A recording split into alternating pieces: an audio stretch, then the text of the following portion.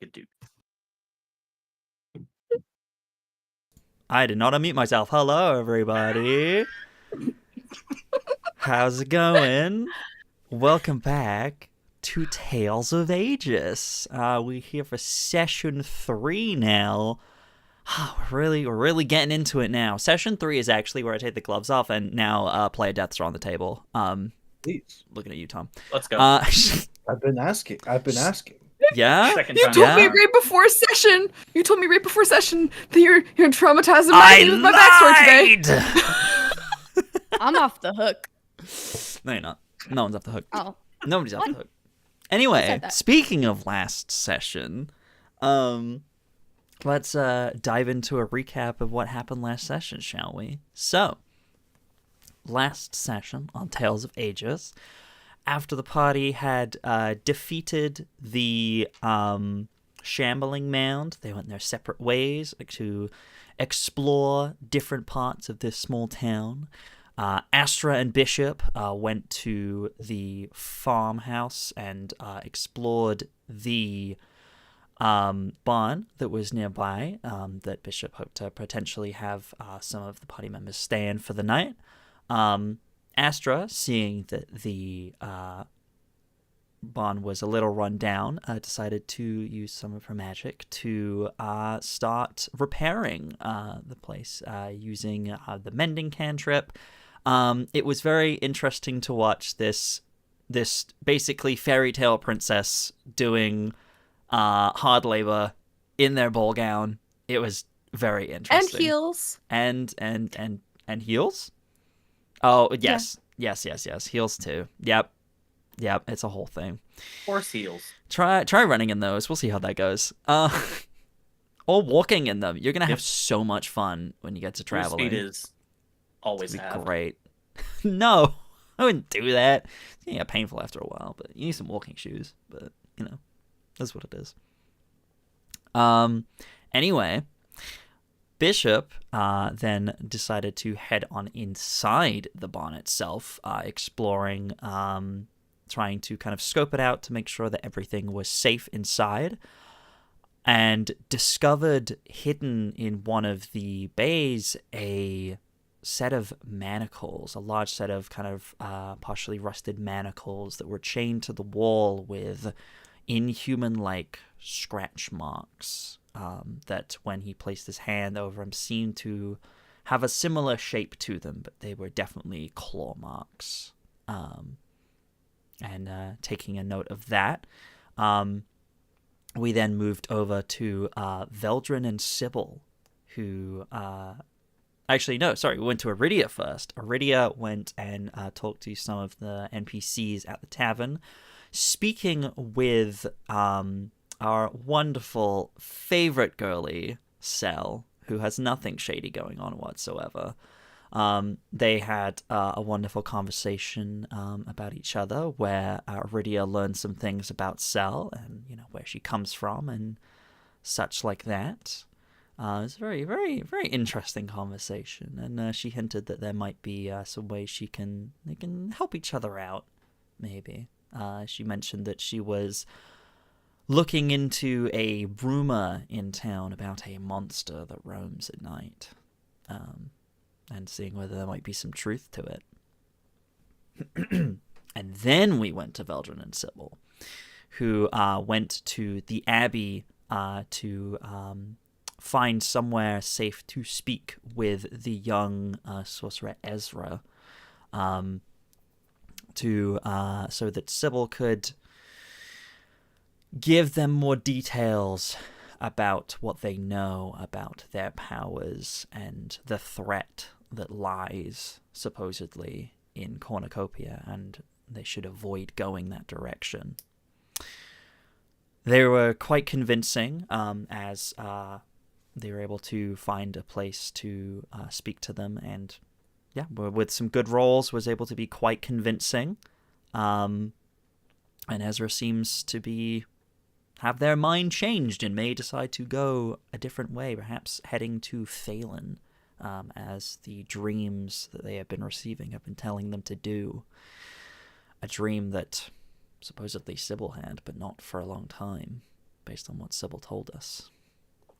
Veldren, witnessing all of this, also noticed the pastor's daughters, who were identical twins, who kind of worked the abbey.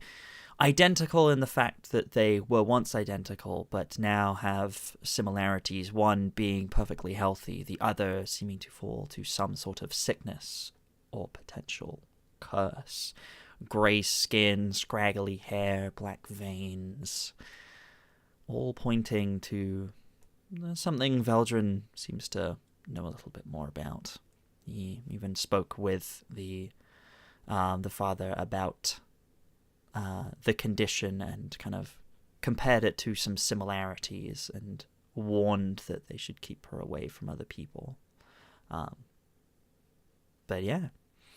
From that, the party then met up again, heading over back to the tavern to kind of get their bearings and work out potentially places to stay for the night.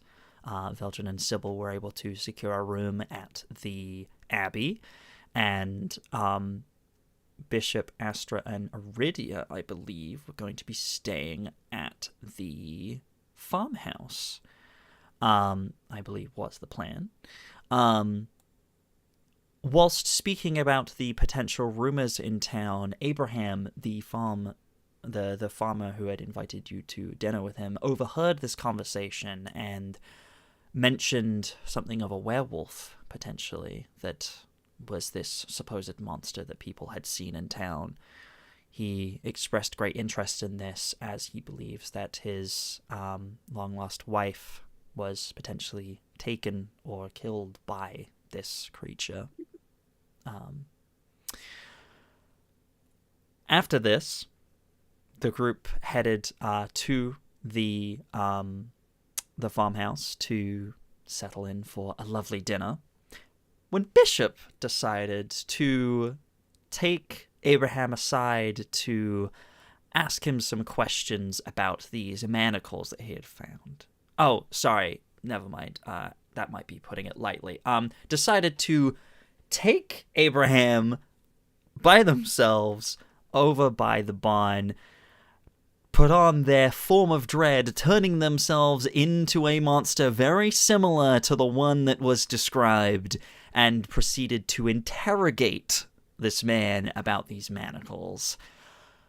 Abraham, seemingly terrified of his form, knew nothing of these manacles and was absolutely terrified for his life, begging Bishop to spare him. Bishop, realizing that maybe he might have gone a little too far, quickly backed off, and Abraham was able to escape for a while, escaping the situation and kind of heading off back towards the farmhouse, tail between his legs. And I believe, did Aridia come out at this point? I can't remember. I don't think so. No, she didn't. But I believe at this point, Bishop just headed into the barn by himself, and I think... if I may, DM, yes. As Bishop walks into the barn... Oh, we haven't finished the recap. Oh, okay. Yeah. You're planning to do a thing. I haven't finished the recap yet, but I believe that was everything, unless I have missed anything. No? I don't think I've missed anything. All right. Well, with Other that, than you then... being a cutie patootie. Just so adorable. Stop. No, love your face. I believe everyone has gotten inspiration as well from the wonderful Lissa. Thank you very much, Lissa. I believe Thanks, another Mom. Inspire play went out And as well. Tom and Cola. Yes. I'm like, believe if I someone else got haven't used my ones from previous sessions, do they stack up? Yes. So will Make I have sure you're like keeping track of your now? inspirations, y'all, because they will carry over. Cool.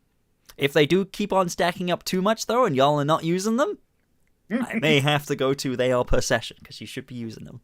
Otherwise, we will forget. Otherwise, you'll get to the end of the campaign and be like, just kidding, I have 25 rerolls, which I'm not going to allow. Say, yes. Just as a throwing it out there idea, Mm-hmm. What do you think of this? If you like keep stacking and get to like 10 inspirations. Maybe. Instead of being it as inspiration, it's now an advantage. That way you can't just keep stacking and stacking and stacking and stacking. We'll see. We'll make a plan. We'll see. We shall see. Yeah, I that's shall just make an a idea. decision. I had. Workshop. We're not there yet. Workshop. We'll Yeah, workshop it. We'll workshop it. We'll figure it out. But yeah, okay. So with that, then I leave it over to you guys. Bishop was heading into the barn. I believe Veldren and Sybil and Aridia and Astra, I think everyone else actually headed on inside the farmhouse. But Bishop, you were heading back into the barn. What were you doing as you were heading back in there? I just want to do something very small as I'm walking away from Abraham. I just want to cast prestidigitation on him so he is not in his own piss. That was a figure of speech, my guy. He didn't literally piss himself. But you said something smelled bad. That was a joke. That was a joke, Tom. It's fine. Anyway, yes, you can do that if you want. Sure. Okay, yeah. well, if he didn't piss himself, I'm just prestidigitating all the sweat so he's not, like, Fair. drenched. Fair. Yeah. All right. And then so you were just heading back into the barn? Are you doing anything in there, or are you just the barn of shame? Shame. I'm gonna head into the barn and wait for Abraham to go back into the farmhouse. Mm-hmm. He does And then so I'm at gonna quite a quick pace. Okay. And then once he's in, I'm gonna, like, make a break for it and head back into town. Okay. Yeah. And Where I'm are you going? I'm just heading to the blacksmith shop and finding Liam and picking up that blanket. Okay. Yeah. You go there. He's you hear kind of as you approach, you hear the telltale sound of an anvil going, kind of humming a song to himself. But yeah, you kind of come up and you see him. He kind of sees you approaching, and he just goes, "Oh, hello there, Bishop. Good to see you. Are you all right? Is there anything I could do for you?" I'm doing quite all right. I just came to pick up that blanket. Oh, yes, I can. Let me just finish this real quick, and I will get it for you. Yeah, and he just kind of, because as the blade he's working on is still hot, he kind of, actually no, it wouldn't be blade. He'd be working on some horseshoes, I think. And he kind of, yeah, he's not much of a weapons crafter. There's not really much need for them here in this small town. So, yeah, but he kind of takes his hammer and just finishes that, kind of douses it in water. You kind of hear the hissing sound, and he kind of lifts it out, hangs it on a hook with a few others, and then yeah, he kind of heads kind of into the small kind of outhouse hut that he has. A few kind of couple of minutes go by. Do you want to make me a what's your passive perception? My passive perception? Yes. What's your passive perception? 12. Okay. Cool. Yeah. You wait a few minutes, and yeah, you just kind of wait, and he brings out the blanket that he promised you. What color was it? I'm trying to remember what color it was. Blue. Blue. Yes, a lovely blue knitted blanket.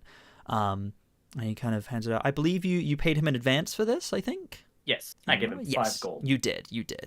And he kind of just kind of hands it back to you. He's like, this is the blanket I promised you. Thank you very much. Are you sure? Are you sure you want to pay 5 gold for this? I mean, I would usually, I mean, I'd be happy to give you this as a gift. You've done a lot for this town, or you've been here. No, are you sure? As much as I appreciate it, I'm most sincere. Especially since this is coming out of, this was yours. It's, Well, I mean, think yes, of it as but... paying it forward. I'm sure we'll come back to this town again, and Well, I look forward you can to, buy me a drink. How'd that? Yes, I could definitely do that. I could absolutely buy you a drink. That would be, yes, that would be very lovely. I would like that. So if you decide to stick around, but yes, I do need to finish these horseshoes, but So I will I not keep thank you you from your much. work any longer. Thank you very much, friend. I hope you have a good night. And you as well. Kind of just gives you a smile and goes back to working on another piece of metal, kind of starting to fashion it into the horseshoe shape. And I yeah, will make my way back to the Make my way. farmhouse. okay. And then I will place the folded up very nicely. Place it in front of the door. Cast prestidigitation, so there's a little note card on top. In very. I don't think that's how prestidigitation works. I know it is. You create a non-magical trinket or an illusionary image that can fit in your hand that lasts until the end of your next. Oh, I didn't know that. I thought it was all scent-based. I take it back. Oh, yeah, you do And that. you make a color or a small mark or a symbol appear on an object or a surface for 1 hour. I thought that So would be that's I what thought I'm that gonna would be a do. mirror image thing. Oh, well. Oh, not mirror. What am I thinking Minor of? image. Minor image. Yeah. Oh, well, there you go. Yeah. Wonderful. Minor illusion. Yeah. You learn something new every I'm day. just gonna. Yeah. Nice. Yeah. I'm just gonna do that and like illusory and very fine calligraphied cursive. It just says Astra in gold lettering on top of this blanket. I'm going to knock on the door and very quickly run back into the barn. Oh my barn. god. Are you? What's that called again? What do you guys call it? Ding dong ditching? Yes. Yeah, ding dong ditching. You motherfucker. Swear to God. Well, Knock knock, Ginger. going back to the rest of the group, kind of going back in time just a few minutes probably. You guys, all the four of you, head inside this very nice farmhouse. It's very kind of like tall ceilings, big wooden beams kind of holding the place up.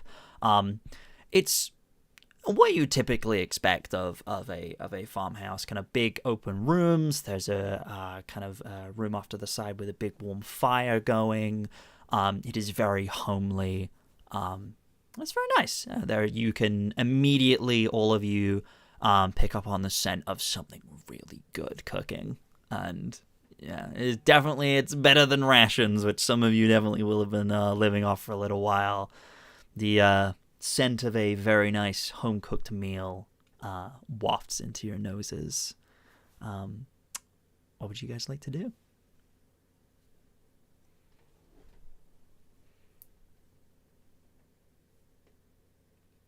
Don't all speak at once. I think I go in and just like start setting the table and everything. Like Okay. I come in, it's like I gotta keep myself busy. I gotta be doing something. Yeah, you kind of heading over let me help towards you. the kitchen then. Yeah, Kind of in the direction of the smell. Table and Okay, everything. yeah. You head over to the kitchen, just hoping to find like utensils and stuff.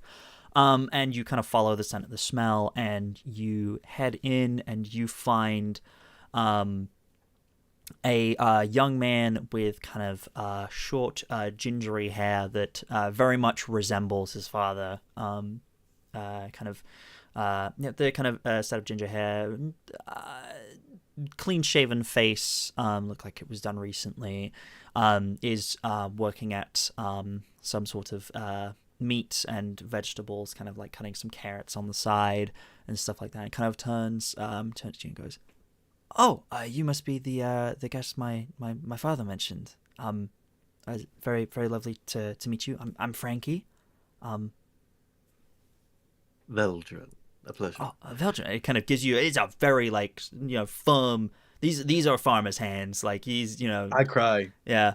He just yeah. He's kind of shakes your hand. Oh, arm just no. It's firm, but like it's a warm embrace. It's not. Your arm is fine. Put it that way. Your arm is fine. But yeah, it's a firm handshake. It's a very friendly kind of firm handshake. It's like, dinner should maybe be another sort of 20 minutes or so. Currently, Of course. I think my sister's currently grabbing a few last things that I need from outside. But I should have pretty much everything I need. If you guys would like to, make yourselves at home, you've done a lot for us. We really appreciate it.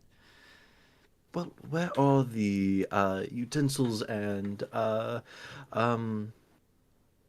plates and everything? I'd love to help set the table. Don't worry. I've got that. I covered. insist. Give me the honor of helping you and your family. Make a persuasion check at advantage.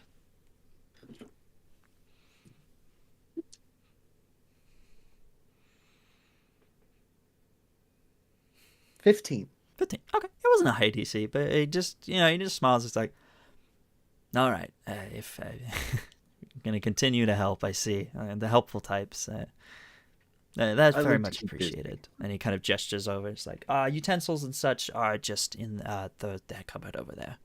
And yeah, you were able to kind of make your way over. You open it up. There are plates, cups, bowls, everything you could possibly need. You're able to grab all the bits you would need, and yeah, you're able to start laying the table. What is everyone else doing?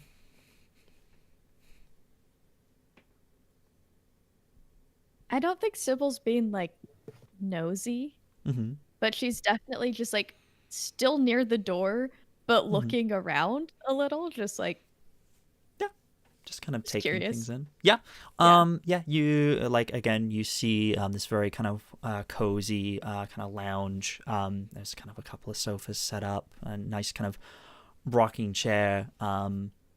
It's very finely crafted. And yeah, this like big, nice open stone fire pit. It's very homely. You see kind of large staircase kind of leading up to some upstairs rooms where you imagine the bedrooms are. As you're kind of like looking around the room, the door behind you kind of opens. You kind of have to like scooch to a side as the door kind of opens. It does not knock into Aridia. Make it 2 for 2 with doors. It does not. You're fine. You're good. Sybil It's 'cause opens Sybil the door. Yeah, it's because Sybil didn't open so. it. You kind of step aside as the door kind of opens, and there a young woman steps in, kind of with a bundle of kind of herbs and such in her arms, a few extra things. She has she has. Oh, let me double check. I should have had these descriptions ready. Give me just a second. I knew I'd forgotten something. You know when you're like, I'm forgetting something, but I can't remember what it is? That's what it was. But yeah, she has Wow, not locked in. sorry, wasn't locked in. My bad. No, but she has she wears kind of a long sort of green robe, a shock of long ginger hair. Let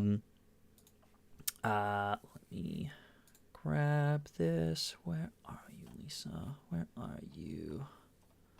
I remember what you look like. There you are. Yes. Okay. Yeah, she has a short kind of gingery hair. She has like a white streak in it as well, kind of near the front. She has what looks like kind of almost like a walking staff, kind of just like tucked under one arm as well. And kind of is wearing like these very nice kind of leather boots. And you notice down by said leather boots, you see a small ginger cat that kind of pops in, big green eyes, kind of looks up at you all, just kind of looks at you all, just kind of like wary, just like, oh, new people, but you know. And she kind of like looks down and is like, it's okay, you're all right, it's fine. Tippers, it's okay, you're fine. And kind of just looks to you all, and is just like, you must be the guest that Father invited. I'm Lisa. It's lovely to meet you all. Thank you for everything you did for our farm. It really means a lot. I had no idea what was really happening. It kind of just came out of nowhere. Almost took my damn head off. But thank you. If you hadn't stepped in, I don't know what would have happened. But truly, it will be an honor to have you at our table tonight.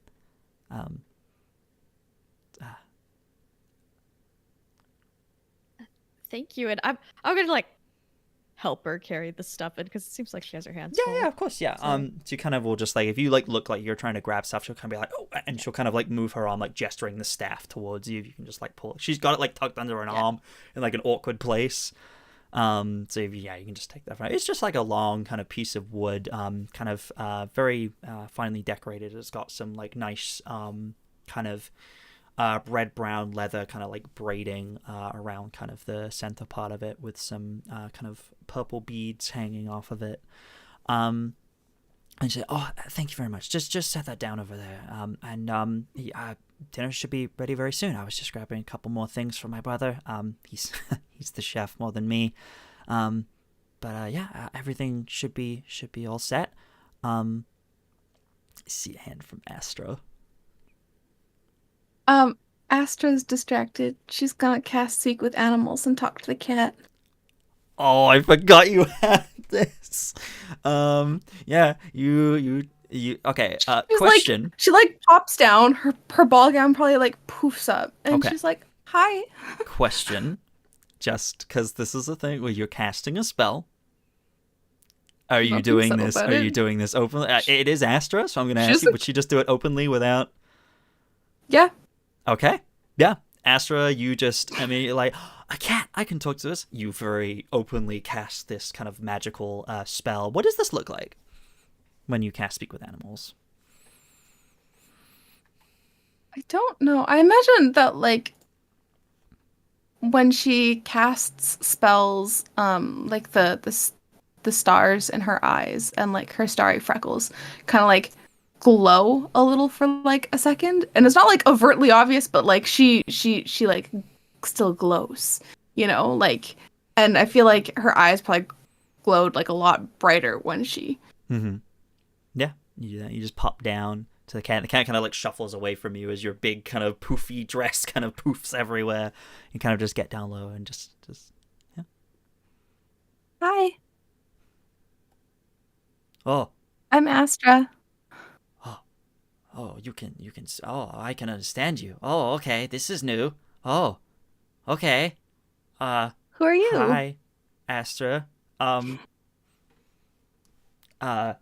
She calls me Tibbers. This is whoa. How can I understand you? Normally I can't understand the tall people. Except, well, I've learned certain things like food, sleep, but you're speaking the full important sentences. Ones. Yeah, the important things, obviously. Oh, yeah. I have magic. I cast magic. What's that? Well, the stars are pretty cool, and they give me special abilities. And one of them is that I can talk to you. This kind of just slow blinks. It's like, I only said about half of that, but anyways, give me a minute. And he just lays down and just starts cleaning himself. No decency whatsoever. Just literally just starts cleaning himself. Riveting conversation. Mm-hmm. Yeah. And we'll just come back. And Lisa kind of looks at you, looks at the cat, and is just like, what? You seem to have made a fast friend. He usually is a little skittish around new people, but he seems to like you. Oh, I'm speaking his language. Yeah, it's great to be one with nature, as it were, and to he understands me most of the time, but sometimes he doesn't. He likes to do his own thing, likes to act like he runs the place.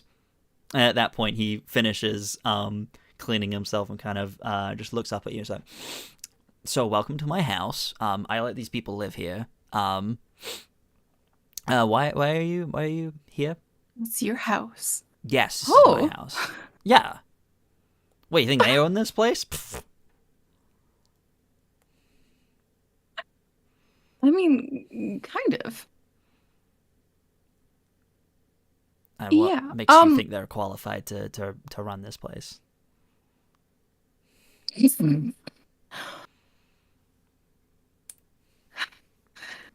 You've put me in a tight corner here. Exactly. They feed me. But They I give want to me. They give say me treats. I'm like a king here. It's great. I want to say opposable thumbs. It's really fucked up. It's really fucked up that you'd say that. Wait, you think you're better than me because you have thumbs? Well, you think you're just so much better than me? Starts like crawling, like kind of like stalking towards you and to everyone else. All you just hear is as Astra seems to not be making friends with this cat. Is that cat? I mean, opposable thumbs means I can give you scritches. But that's only if you want scritches. I suppose I can give you permission to give me scritches. Kind of like arches his back a little bit. It's like right by my tail. It's the best spot. She'll give the cat scritches. You make me an animal handling check to see how good these scritches are. Absolutely. Let's use my star dice. 9. 9. You kind of like gestures to like the spot, and you kind of like do that thing. It's like, oh, I see cats all the time. I love cats. I know he thinks that that's his favorite spot, but I think I know better. And you start like brush, kind of almost like just like brushing down his back. He's like, no, that's not the spot. No, up. And he kind of just like tries to like maneuver. Kind of just like, no, that spot tickles. Rolls over. You accidentally like rub his belly. He's like, ah! It kind of like swipes at you a little bit. You have to kind of like pull your hand away. At least he's like, oh, careful. He prefers scratches down by his tail. That's what he prefers. Honestly, I'm surprised he's even letting you give him scratches. You said it's funny. I mean, I can hear you talking to him, and he seems to understand you as if you are speaking his language. That's so funny. Anyway, you guys should probably get settled for dinner. Oh, sorry. I'm sorry. I didn't ask your names. I'm Lisa. And what are your names? Looking to the three of you. Sybil. Sybil, lovely to meet you. Aridia? Oh, Aridia, really. I love your hair, by the way. It's a very nice color. Thank you. I'm Astra. Astra, very lovely to meet you. Aridia, what's your passive perception? It's not. That's okay. 13? 13, yeah. You do, as she kind of says, oh, I love your hair. You do notice her eyes flit ever so slightly to the right and then back to your face. You know she's looking at your missing ear. You've seen that look one too many times. Just the like she like notices it, doesn't say anything. Yeah, it's fine. Yeah. It's like, anyway, I should probably get these spices and such to my brother, but make yourselves at home. The table should be ready soon. And kind of then looks over and you see Veldren is kind of like setting the table and everything. Yeah, he's just absolutely going for it. I'm just like, oh, well, make yourselves at home. And she kind of heads off to the kitchen. She's like, I got these last bits you needed, everything you need. Oh, thank you. Yes, everything should be ready in about 10 minutes or so. And yeah, it's about at this time that you hear a knock on the front door directly behind you. Just turn and open it. Bishop, I want you. I want. How quickly are you opening this door already? Are you like as soon as the knock happens? Are you just like? Are you like? Yeah, I'm right there. I just open it immediately. Okay, Bishop, I need you to make me a stealth check. Bet. And I'm good at those. Really, I need you to make me an investigation check, or a perception. Actually, no, sorry, perception check. Thank you.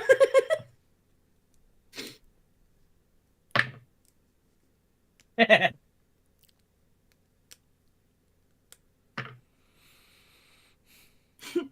25. 25? Nice. Bishop? Well, I rolled a 19. Mm-hmm. Plus 5 is a 24. Okay, so Aridia, you So, fling open the door. A 30. I used What? my inspiration. It's your inspiration on that? Of course you did. I used my 100. Yeah, you. In that case, Aridia, you fling open the door, and God, I swear to God, you guys, I swear to God. Thanks, Lissa. Worth it. Worth it. Yeah. Mm-hmm. Sure. You open the door already immediately. There's no one there. You look. You don't see anyone. You look down and you see a blanket with a note that says Astra in kind of gold kind of writing. But you see no sign of the person who left it. Close the door. Close the door. Do you pick up the blanket or you just leave it? Nope. You just close the door. I close it and I just turn and I look so confused at Astra. Were you expecting a gift? No? I don't think so. Was I? I don't think so. Didn't tell you, no. No? There is one on the front porch for you. Someone knocked in and I guess ran away and just left a blanket, I think.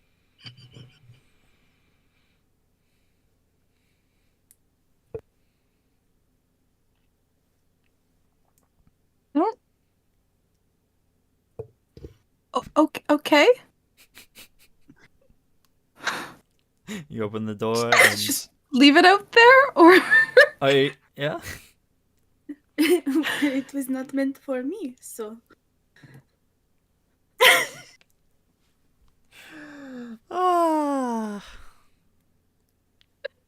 Astra, do you go and get the blanket?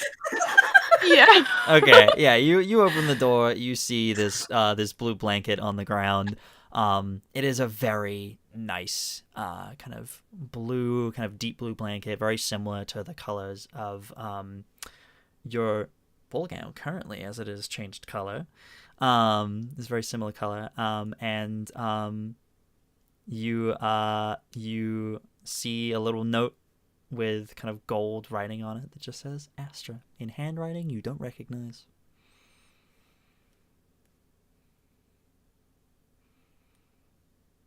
Actually, that's a thing.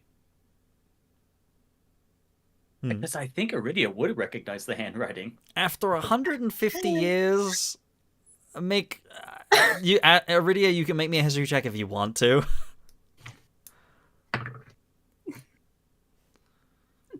No. All right. Yeah, 6. No. That's fine. It's funny. Yeah, you find this this blanket. You're closer to 200 years. It's been a minute. She'll pick it up. Does she get the feeling it's from Bishop, or is it just like a blanket? I guess it's a blanket okay. with your name on it, and there's no one there. Bishop isn't here. You don't know where Bishop is actually.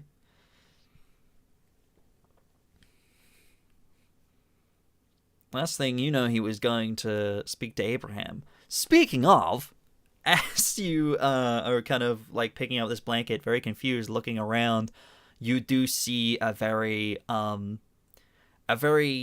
shaken Abraham kind of makes his way over to the house, kind of coming back from town. Kind of looks very kind of shaken and almost walks straight into you as he's kind of like in his own world, kind of almost like speed walking. He's just like, sorry, sorry,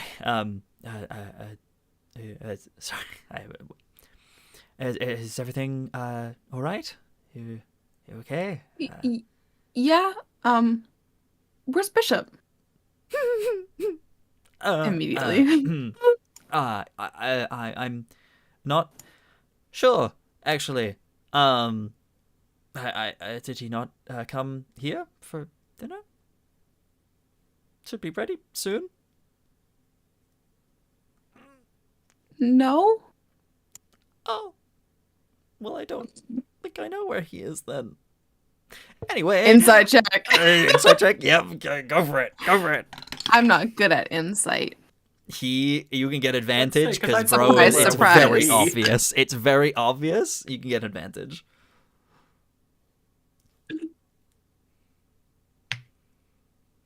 Well, that doesn't really help much. It's a 10. A 10. I rolled. Yeah. I rolled 2 6s. That is enough. As you kind of like look, he kind of like turns and kind of just like, oh, I don't know, and then kind of like looks a little bit like back towards the barn, looks back at you. It's just like, anyway, I'm going to go wash Did he up do before something? before dinner. Did something happen? Is he okay? He kind of just like pushes past you, doesn't really answer, just like goes upstairs, just like kind of. Lisa kind of like looks around the corner, is like, what is that about? Looks like he's seen a ghost.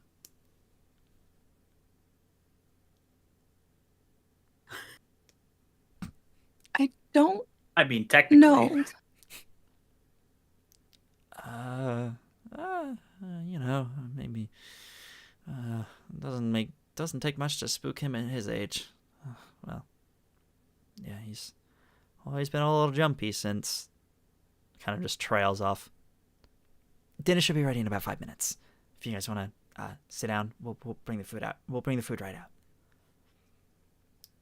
I think Veldren has found a water jug at this point and is pouring water for people. Yeah. Yeah, and you guys are able to kind of take your seats at the dinner table. It's a nice kind of long wooden table. It's kind of carved. It's almost like a tree has been taken and kind of cut in half. The bottom side, the bark is still kind of there. Some like table legs have been like put into it, but the kind of like outer shell bark is still kind of on the underside. The top has kind of been like varnished off, and it's very nice. It's a very nice table. But yeah, you guys are able to take your seats. The food is brought out. It is a mix of kind of different meats and different like vegetables and bits of like salads and stuff like that. It is a very nice looking meal. After kind of a few minutes, you guys kind of sit down. The two siblings kind of introduce themselves to the rest of you. As Lisa and Frankie, you kind of sit down all together.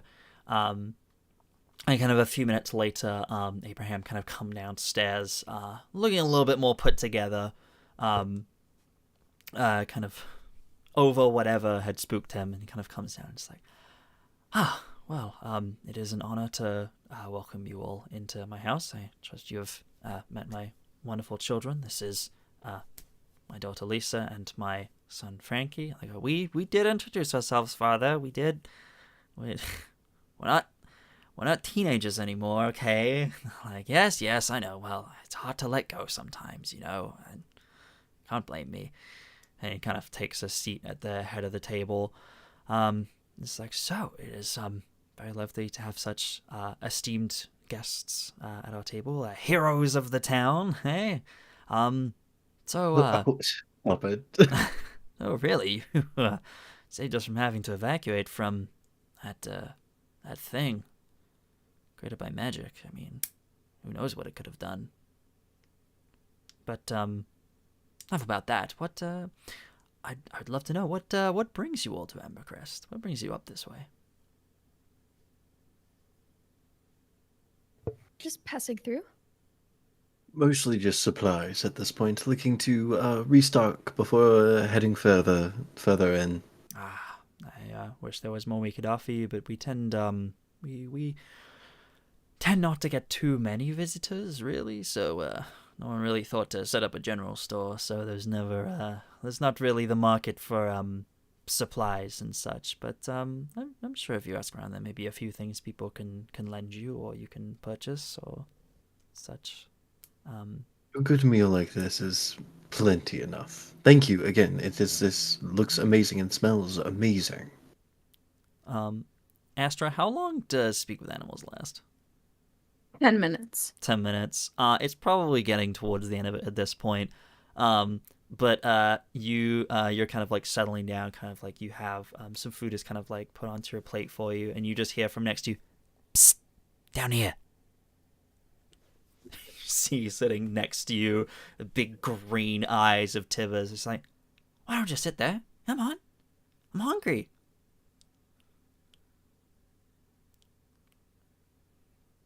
But this is my food.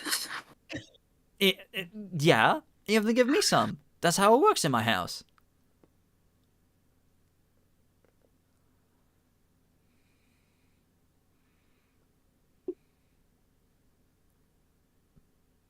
Listen, I can just come up there and take it myself if you want, but I get in trouble for going on the table.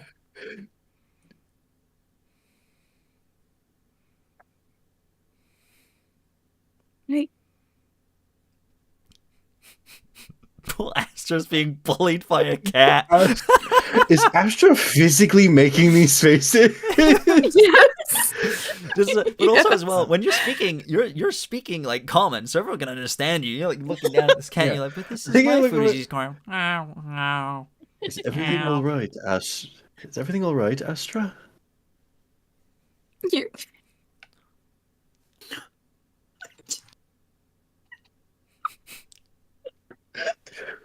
Is everything all right?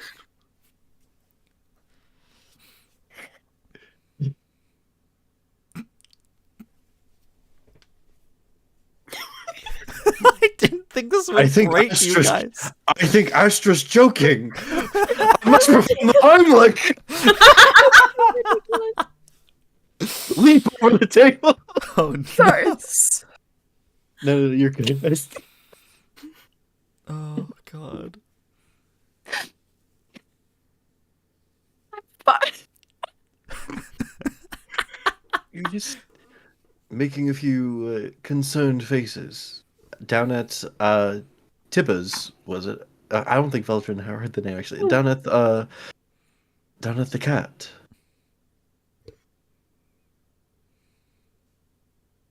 They said it's a.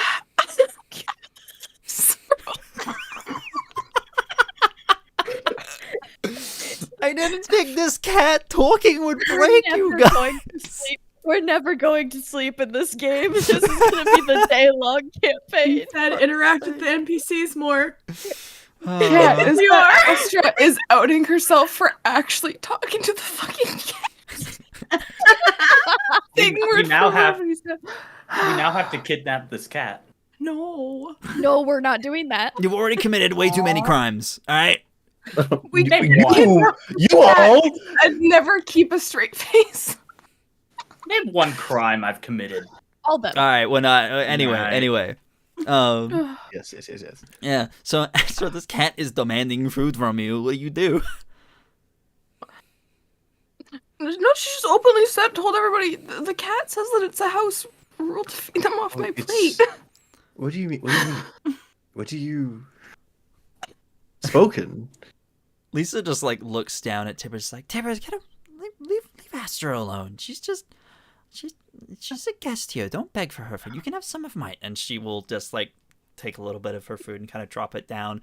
And Tibbers will look at the food and then look at you and go, yeah, see, she gets it. And we'll walk over and we'll just start eating the food. He just turns and looks at you and goes, Okay. just turns and looks at you and goes, all right, now it's your turn. Or swear to God, I'm gonna as the spell ends. Yeah. Oh, what a shame. I can no longer talk to you, friendo. Just tilts his head looking at you confused as he now does not understand you anymore. And she's Oh. eating your food. Okay. Terrence will just... Yeah? I'll just reach down and try to pet Tibbers. Oh, make me an animal handling check. Yeah, happily. It's a bit. That's cocked, wait. I can't believe Oh, it. it's worse. Okay, Yeah. nat 1. Nat 1. Nat 1. Nat 1. Plus 1. Okay. What's your Nat 1 AC? plus 1. 16? Put it on the spreadsheet. I'm on it. Well, Veldren, you kind of reach your hand down to Tiberius, and all you just hear is, and then you, like, as you go to pull your hand away, Tiberius seems to take the fast movement as a threat as you take 1 slashing damage. As the cat slashes your hand, it draws blood. I'm fine. You hear from under the table, and Lisa goes, Apologies. all right. Apologies. And Lisa will, like, get down on all fours, grabs Tiberius. No, it is pulls, fine. like- I made him upset. Like, no. That is on me. No. Tiberius, it, like, picks him up and is, like, holding him by, like, the Oh, scruff. no. The cat just, like, goes limp and, like, wide eyes, just, like, does the, like, you know, the cat thing where they have their arms extended? And just, like, picks him up by the scruff, looks him dead in the eyes, just, like, does the, like, pointing finger like it's a naughty child. And it's like, now, Tiberius, we don't do that in this house, do we? Alright, you're going outside. You can't be trusted. He just, like, literally, like, just looks at you, Astra. You just see like a look, like just a look, a stare from this cat. Just gets taken outside, dropped outside the front door, and the door closes, and it comes back to the table. I'm so sorry, Veldren. Is there something I can get you for your that hand? is all on. No, That's let all on me- me. I've missed having my own pet around. Oh, did you used to have a pet? Well, I still do. He's my familiar, you see, and I will pull out my magic license while I'm saying this, knowing Oh. Gloria and mentioning spells. Oh, I see. my So it's like a familiar, magical pet. Oh, wow. I've heard yes, about those. yes, he's just familiar. You called it? Yes, he's just off in the Feywild at the moment. Is all. In the wild. I have to summon him back. So to a he little bit of like damage. magically goes away for a time. I'm Yes. sorry, I don't really know anything about magic. Father doesn't really like magical stuff, so we've never really explored it too my much. apologies. And Abraham's like, none of us are really big fans of magic. It is Gloria after all. My It is a apologies. thing that is necessary in some places, but we feel no need for it here. Only ever seems Yes, to of bring course. chaos, but Holding my magic license back up into like the I probably have like a holder specifically for Yeah. it. I would imagine Mhm. in Gloria. My Like one of those apologies. lanyard things. no, it's all right. You are licensed. It is a thing. I understand that some people need their magic. I understand. It's just not something I've ever personally felt is necessary. At least it kind of like makes a face like, it's like, Father, we're not doing politics over the table. It's like, yes, it's fine. Yeah, yes, that's fine. Anyway, Moving on. Veldren is very quickly trying to move the conversation on. Yep. But you guys just have like kind of mingling conversation. Lisa kind of gets up and will bring you some bandages, Veldren, and we'll kind of just like just be like, don't worry, I got this you, for you. Lisa. May I? Kind of just like Of offering course. her hand to you. Of and course. she'll gently kind of take your Offer hand. the Starts, very thin arm yeah. and hand. yeah. Kind of just like starts bandaging your hand. And Veldren, as she's this close to you, you notice as you kind of as she's kind of bandaging the arm, you notice that she has some bandages herself kind of on her kind of upper arms. They were in her sleeves before, but kind of as she kind of starts wrapping them around, she has some kind of some bandages kind of just on her upper arms. Yeah. Is everything all right? Yeah. Yes, everything's fine. Are you all right? Is that good? Is it not too tight, or you can still move your fingers and everything? Oh no, it's perfectly fine. Thank you very much. Wonderful. And she'll kind of go hop and sit down again, and we'll start eating. Could I make an insight check really quick of like, was that I'm all right too fast? Like, did she Well- know what I was talking about, or did she seem? Okay, I was gonna say, were you saying feel when you say confused. "Are you all right"? Did you look at the bandages to kind of like? Yes, I notice? would have. Were I you would have kind- like you were seen gesturing the- to them. I would have like not like kind of like flicked my eyes towards them. As, Oh, is okay, yeah. everything So all kind right?" of for her to notice that that's what you were pointing at. Yeah, you can make an insight check. Natural 20 Oh, okay. for a total yeah. of 21. Okay. So from that, she does say, "Oh yeah, no, I'm perfectly fine." She seems to be being truthful about that, but she is very quick to kind of shuffle her arm back and kind of hide them. It wasn't quite as like truthful. Is it shady? Is it like no one should know? Yeah, about like these you kinds of get the things? feeling that like there might be a story to it, but she answered you truthfully in the fact that she is fine. She is absolutely fine. There is nothing like she is okay. There's nothing bad happening here. Yeah. But yeah, she's very quick to hide them again. Like she doesn't want them to be seen. Gotcha. Yeah, of course. Yeah, and she'll kind of just go back and kind of sit down. Yeah, the kind of conversation kind of continues on. The food is very good. It's very nice food. It is the best food any of you have probably eaten in weeks. For several of you, probably, yeah, like weeks, months. Is it is a proper home cooked meal by like a really good chef. Like this is well made food. Yeah. From Food cooked with love. That's a first for Astra. damn. Okay. For this, just because it is a very good home cooked meal, you all gain 5 temporary hit points. If you would like to add that to your Guys, this character isn't sheets. good. This isn't good. They're giving us temp HP. Something we're gonna die. I'm a little worried. I mean, y'all are Guys, I gave you a good meal and I gave you a bonus for it. I'm scared. Thank you. Wow. What? See, hey guys. Hey everyone at you, home. Reed, You know the for phrase giving me "Don't bite the hand that feeds you"? I give them This a is a perfectly warning. nice thing, and told they Swearsman. turn it into a negative, as if I'm gonna hurt them. This is the equivalent of Strahd said giving thank us you. health potions in D&D in our It Curse of is Strahd game. not. Who would do that? Who would do that? If you Don't eat even do that. good food in this campaign, you may get benefits. Interesting. Thank you. No. That's a really Thank cool you, Pete. mechanic. Thank you, Pete. Yeah. Thank that- you. You're welcome. You know what? Thank you, Pete. You know what? Thank you. That helps me plan out future stuff for leveling up and stuff. Okay, just you cannot feels- min-max eating food. Try me. I'm not saying It just Okay. feels the Yeah. equivalent I'm of just- saving before a boss battle, you know? No. Oh, no, you're Anyway, totally right. Yes, at this point, anyways. Bishop, are you staying outside or would you come in after a while? Oh no, I'm staying outside. I told Abraham I wouldn't go into the house Okay. to help alleviate his anxiety. Yeah. Okay. So Yeah. I'm Okay. Just making sure. I'm Just making sure. oh no, you're totally fine. I'm yeah. actually being a little weirdo, creepy, Okay.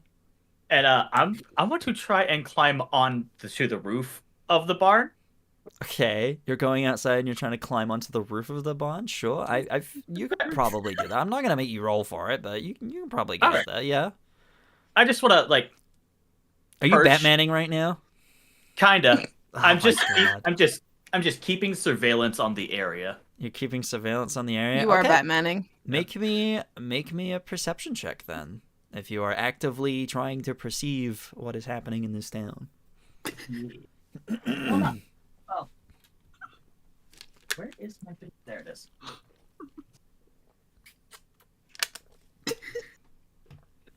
Natural 20 for a 22. Jesus Christ. Okay. Cool. Yeah. I'm making up for my last Thursday game where I had to make death saves and rolled a You- 1 and a 2. Okay, with a natural 20, you are kind of looking around, and you see people coming and going, kind of all over town. You see people kind of going in between, the tavern. You see a couple of people go up to, kind of as the evening is coming on, you see a few people go up to the abbey, as if there is being some sort of service given there, perhaps. You see a few more people kind of milling around nearby where the houses are and such. And as you're kind of looking at them, you hear a very familiar whisper in your ear. Look at them. They're planning something. And you kind of look a little closer at the group of kind of people as they're all kind of standing around. Even from this distance, you can kind of make them out almost like, you kind of feel almost like fingers on your neck, and you kind of, your eyes almost seem to enhance, like you can see an unnatural distance. So you can make out kind of details of these figures that are hundreds of feet away. You see a what looks to be some sort of elf, perhaps half elven. You see a smaller individual, a kind of young woman, what looks to be a dwarf. And you see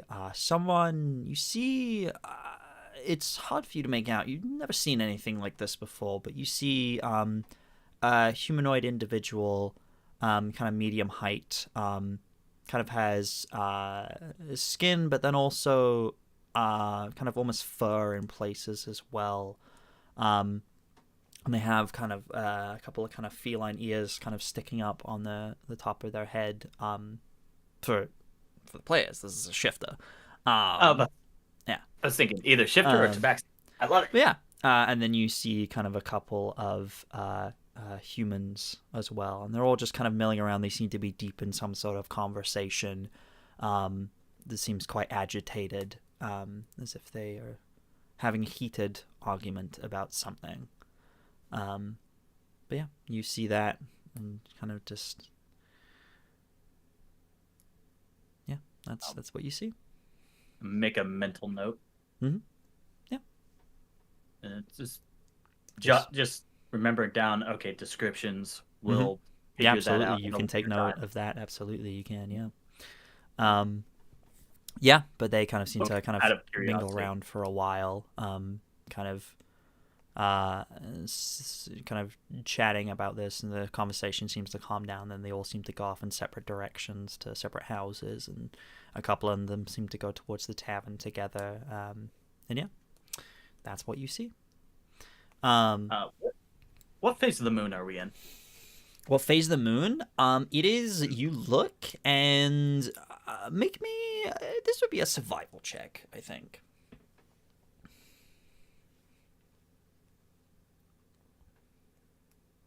I hate this.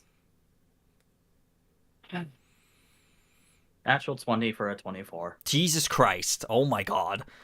You look up at the moon itself, and it is kind of it is night now, like the sun has like properly set, but the day is still, it's almost like night is day because the moon shines so brightly and the stars are starting to come out as the moon, to the untrained eye, looks like it's full.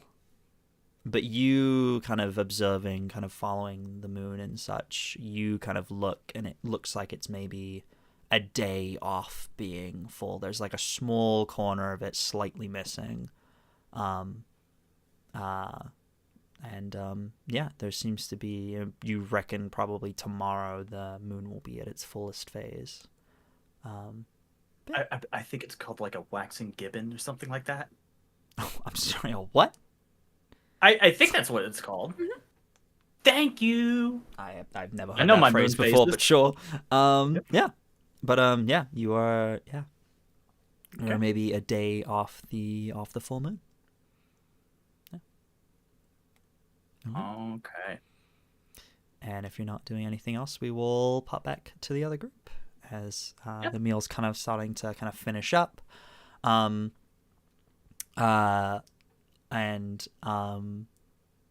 Lisa and Frankie kind of immediately, as everyone's kind of like finishing, will start kind of clearing the table and such, and kind of taking things to be, washed and cleaned and such. And Abraham kind of finishes off his meal and seems to be completely kind of at home now, not showing any signs of whatever he was spooked by before. And it kind of says just like, well, as I offered, I can offer you a room here in the house for as long as you need. How long do you think you will be? How long would you like to stay?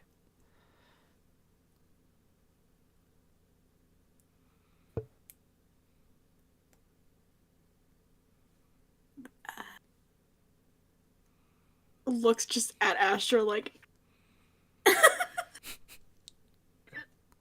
because we're the two that we're gonna stay here because Bishop told us that they would sleep in the barn. Hmm.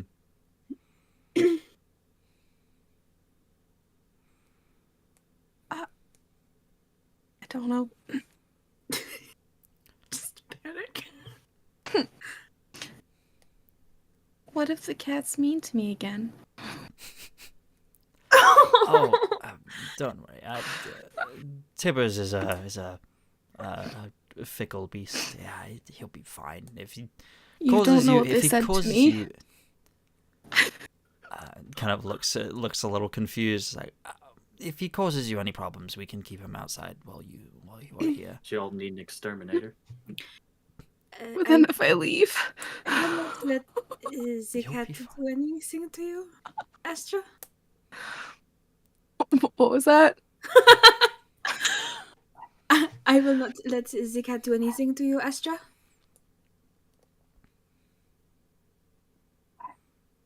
Okay.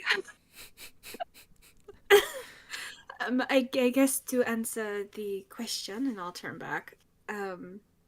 Maybe just a night or two. I do not think that any of us plan to stay here very long. Kind of as you're kind of finishing up that conversation, the siblings come kind of back into the room and catch the end of that conversation, and Lisa kind of looks back and forth between you and the father and is like, "Oh, I didn't realize they were staying, except for a couple of days." Yes, they've done us a great service, and they need somewhere to stay. So we're hoping to let them stay for a while. Give them a roof over their heads so they're not out in the cold. At least not all of them. The other one seems intent on staying out there, but you can certainly give them a room for a day or two. Surely, be perfectly fine. That room's not being used for anything else. Can people make me insight checks, please, for those who are looking at the I was going to ask. That was suspicious. 12? Natural 24. Natural 20. Oh my god, so many natural 20s today. 21. 7. So we got a 12, a 7, a natural 20. And what do we get from Sybil? Or is Sybil not making one? You're muted. You are muted, bestie. 12 as well. 12. Okay. So with what I rolled, the rest of you, it seems like it is a little, they do seem a little like surprised, like they weren't expecting you guys to be staying. Maybe they seem a little thrown off by having strangers in their house. You don't know. They just seem a little. It seems like a little odd for them. They weren't expecting it. This weird, news wasn't passed on to them. But it just seemed like an innocent enough question. Aridia, you kind of see the siblings seem to exchange some sort of look, and it seems like almost like a look of panic of some kind. And they almost seem to have like a silent back and forth conversation. It takes maybe a split second, but they kind of seem to exchange a look of just they were not expecting this, and it seems to be something's going on there. It's more than them just being surprised. Yes. there is panic and concern there at there being strangers staying in their house for a couple of days. Okay. And they're like, well, I suppose I'll go make up the room for them then.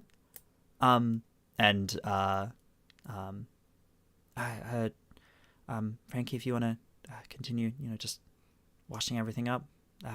He's like, yeah, of course, absolutely. And the two kind of go their separate ways.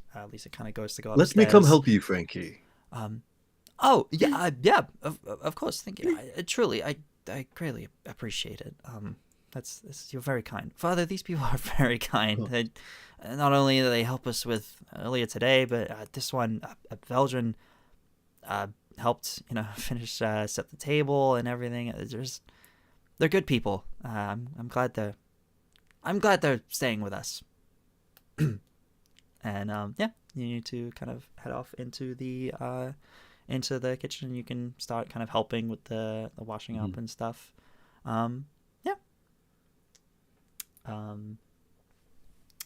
Does anyone have anything they would like to do for the evening before bedtime?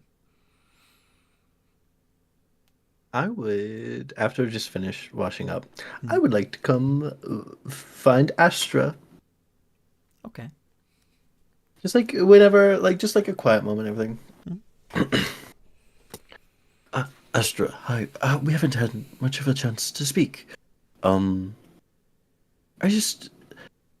had a few questions. What you did earlier was truly impressive. Your magic, was it through the power of celestial bodies? No matter. It was just, I've never seen anything like it before. And I just had a few questions. If you don't mind answering them, if you do, that's perfectly fine. I can keep my mouth to myself. Sure. Of course. And you see Veldren kind of sweep back his coat a little bit, and he definitely is the type of person to have the book holster strapped to his side. And I think you would see 3 books. 2 books. So sorry. You'd see 2 books. One that is this deep blue color and another green one on the other side. And it is the blue book that he grabs and flips open and starts turning pages. Very well-worn book. And as he flips through it, you see just scrawlings across all the pages until he finally gets to a blank page. So, where would you say you draw your magic from? Is it from The stars. yourself, the bloodline? The stars. Very interesting. Have I ever heard of a magic like this before, DM? The celestial bodies. Celestial bodies. You can make me an Arcana check. I'm gonna add my inspiration on. Yeah, go for it. Okay. Can I make an anti-roll? No. You told the truth. I know. 15. 15. In all of the research you have done into all forms of magic, you've heard of magic coming from all facets of being. You've heard of it coming from those who are born with it. You have heard for those who have spent many years studying it, wizards. You have also heard of those that make deals with demons and the like to gain hellish powers. You have also heard of beings who gain their magic from their attunement to the land. They call themselves druids. Star magic, you haven't heard of it, but through all the research you've done, it doesn't seem far-fetched. It's theoretically, a very it's very believable. possible. Yeah, in theory, it could work. You don't know how, and you don't fully know if it's you don't know what version of magic it would be. You have no idea what magic could be gained from the stars. You don't know if it's a worshipping the stars. You don't know if it's you don't know how it could come to be, but through all your research of magic, it's not too far-fetched of a thing. Like, it's very possible that someone could gain magic from stars. Yeah. Veldren is starting to writing, but still making eye contact with Astra, but like the quill is like writing. And where were Writing you down. in the scene of the crime? Astra is like looking at your book to try and read what you're writing upside down. Like, it would just be like things of draws power, like probably the title of the page would be Arcane of the Celestial Bodies, and just starting to like take like just a few notes and everything. Like, now is it from reading the stars? Is it from worshipping the stars? Is there a deity that you draw from the celestial bodies, or is it just stars, or is it also the planets as well, and comets and I've kind of always been connected to them, like since I was really little. I've felt them almost in like, they almost feel like old friends. I don't know if does that make sense? I just no, yes, very interesting. it just feels natural for. Of course, yes, fascinating. And what does this allow you to do? I've seen a multitude of type of spells from you. Honestly, like, you seem very, very universal. Forgive the pun. I did not mean that. Is it just healing, damage, more utility-based spells?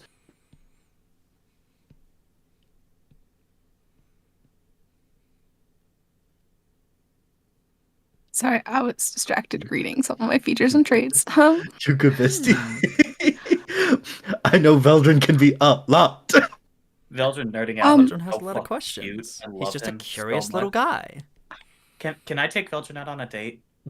Later. Listen, you quit interrupting my date. Wow.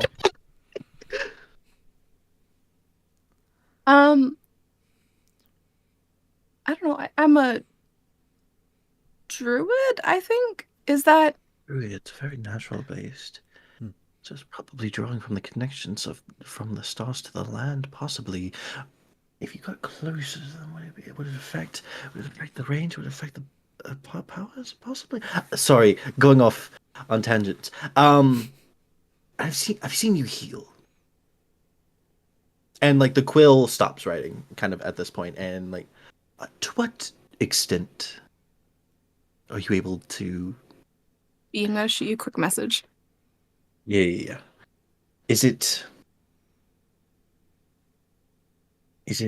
just wounds, or is it also diseases?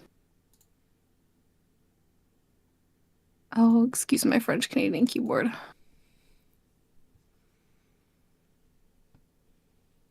Get sent. Well, I have lesser restoration. And I can heal wounds and. Thank you, B. I love it. I love it. Thank you. That makes sense. Yeah. And I don't know. I can heal. I have this one spell. It's really cool. It's called Goodberry. Oh yes, it truly fascinating. The power of creation combined with healing is like, and like, and one berry is all you need, like, as a ration in a day. Exactly, you're creating energy from nothing. Essentially, you are able. It is such a fascinating spell, especially for something of the first circle of like just being able to power the entire body from one berry, from one first circle. The amount of energy that you can empower into just a single thing is incredible. Truly, no, thank you. for telling me. I apologies. I get excited when it comes to magic. It just it interests me ever since I was a kid. Thank you. Uh, thanks for asking. Of course, you are. What you did was incredible. Like, of course I would. How Astra's little inner monologue is like, how do I take a compliment? Um,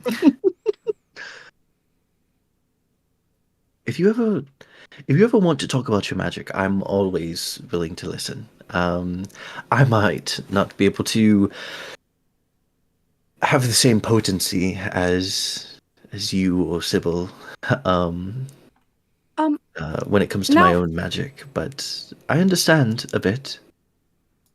now I'm a little curious because if my magic has always kind of been with me, my whole life. It's like I've only just like learned how to shape it, and you know, it, how does your magic work if it's not the same? Uh, Years of rigorous study. My parents learned magic in kind of the same way, and they taught me. Um, they're teachers, and I don't know. My family has always been interested in magic. A bit of a rarity here, I'll admit, but through a lot of learning, and he'll kind of flip through pages of the blue book, and you will see glyphs and circles and runes, um, just kind of sketched throughout.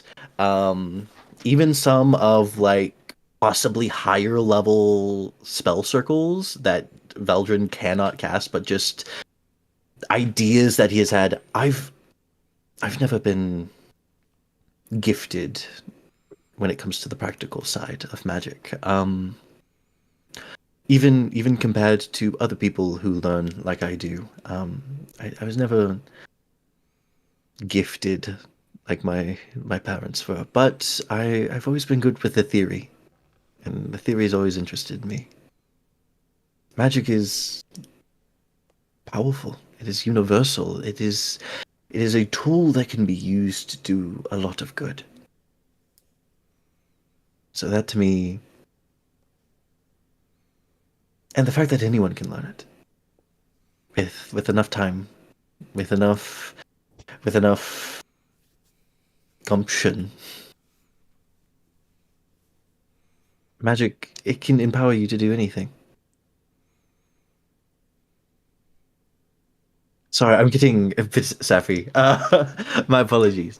Um, but yes, if you It was very inspirational. thank you. But if you ever need someone to talk about, or you come across something that you don't understand, I might be able to help. I've spent the better part of 20 years or something studying. I started whenever I was young. I know a lot. And I'd love to be able to help you if you need. Thank you. Thank you. And he'd kind of stand up, nod, like give like almost like a half bow to you, almost as thanks, before going off. Just and like before going off and continuing to like write a couple more notes that he has into his blue journal.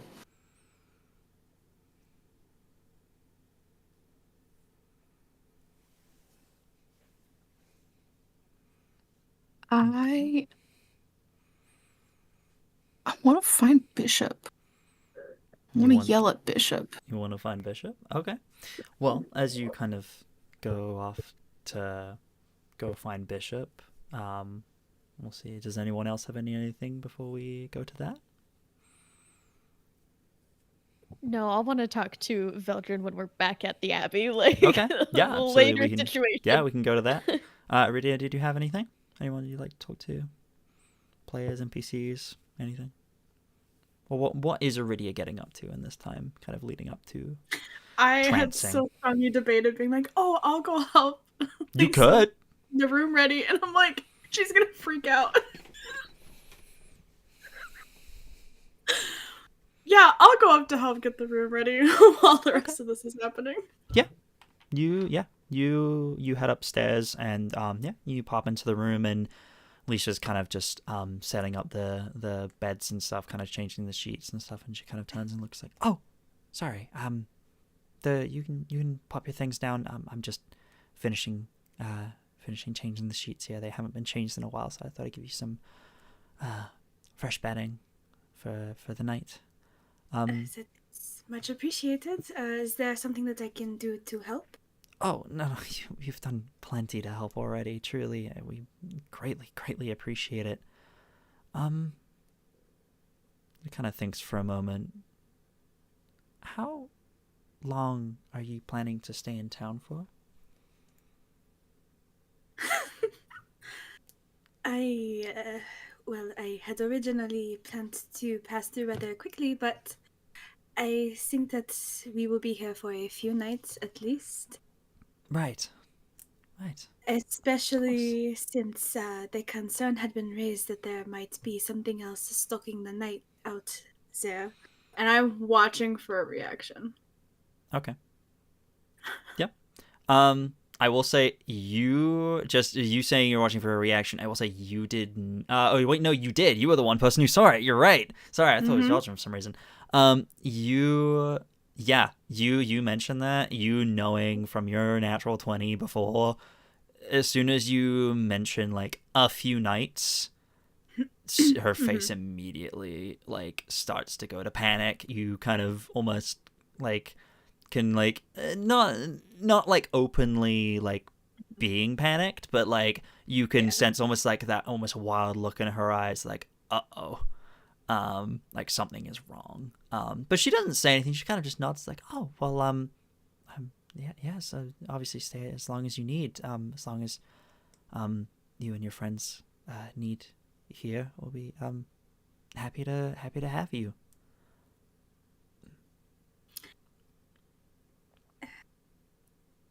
Elisa,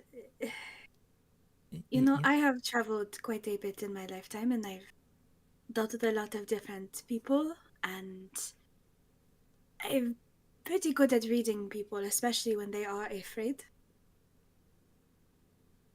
I don't know what you're talking about. If something is happening, we can help. Make me a persuasion check. Okay. I was like, which dice do I want to use? Okay, that's not bad. Persuasion. I'm gonna roll my last inspiration. I have one saved. Okay.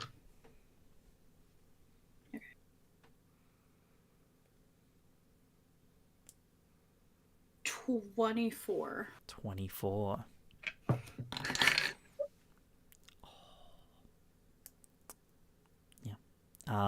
Even with your 24, you are being I'm assuming you're being genuine as well with wanting to be helpful. Yes, for sure. Yes. And you see a moment where you extend this olive branch of help. You kind of trying to come across as kind and caring as you can, like genuinely offering help with whatever they're struggling with. And you see this moment where she kind of thinks and almost seems to accept your offer. She almost goes to say something, and then something stops her, and she just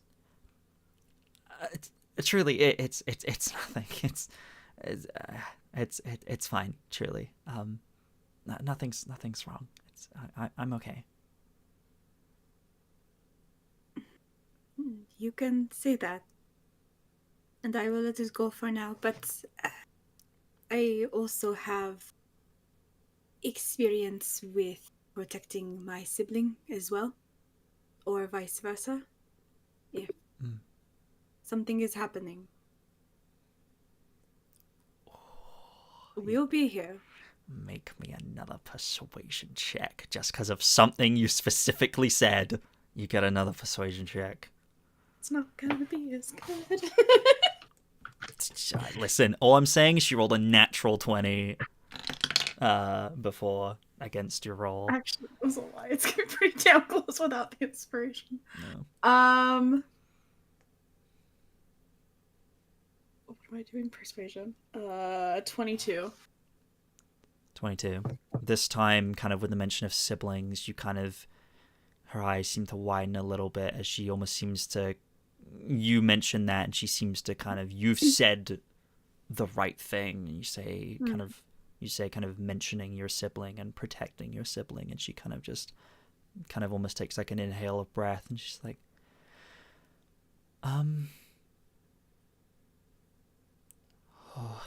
she kind of like seems to think for a minute.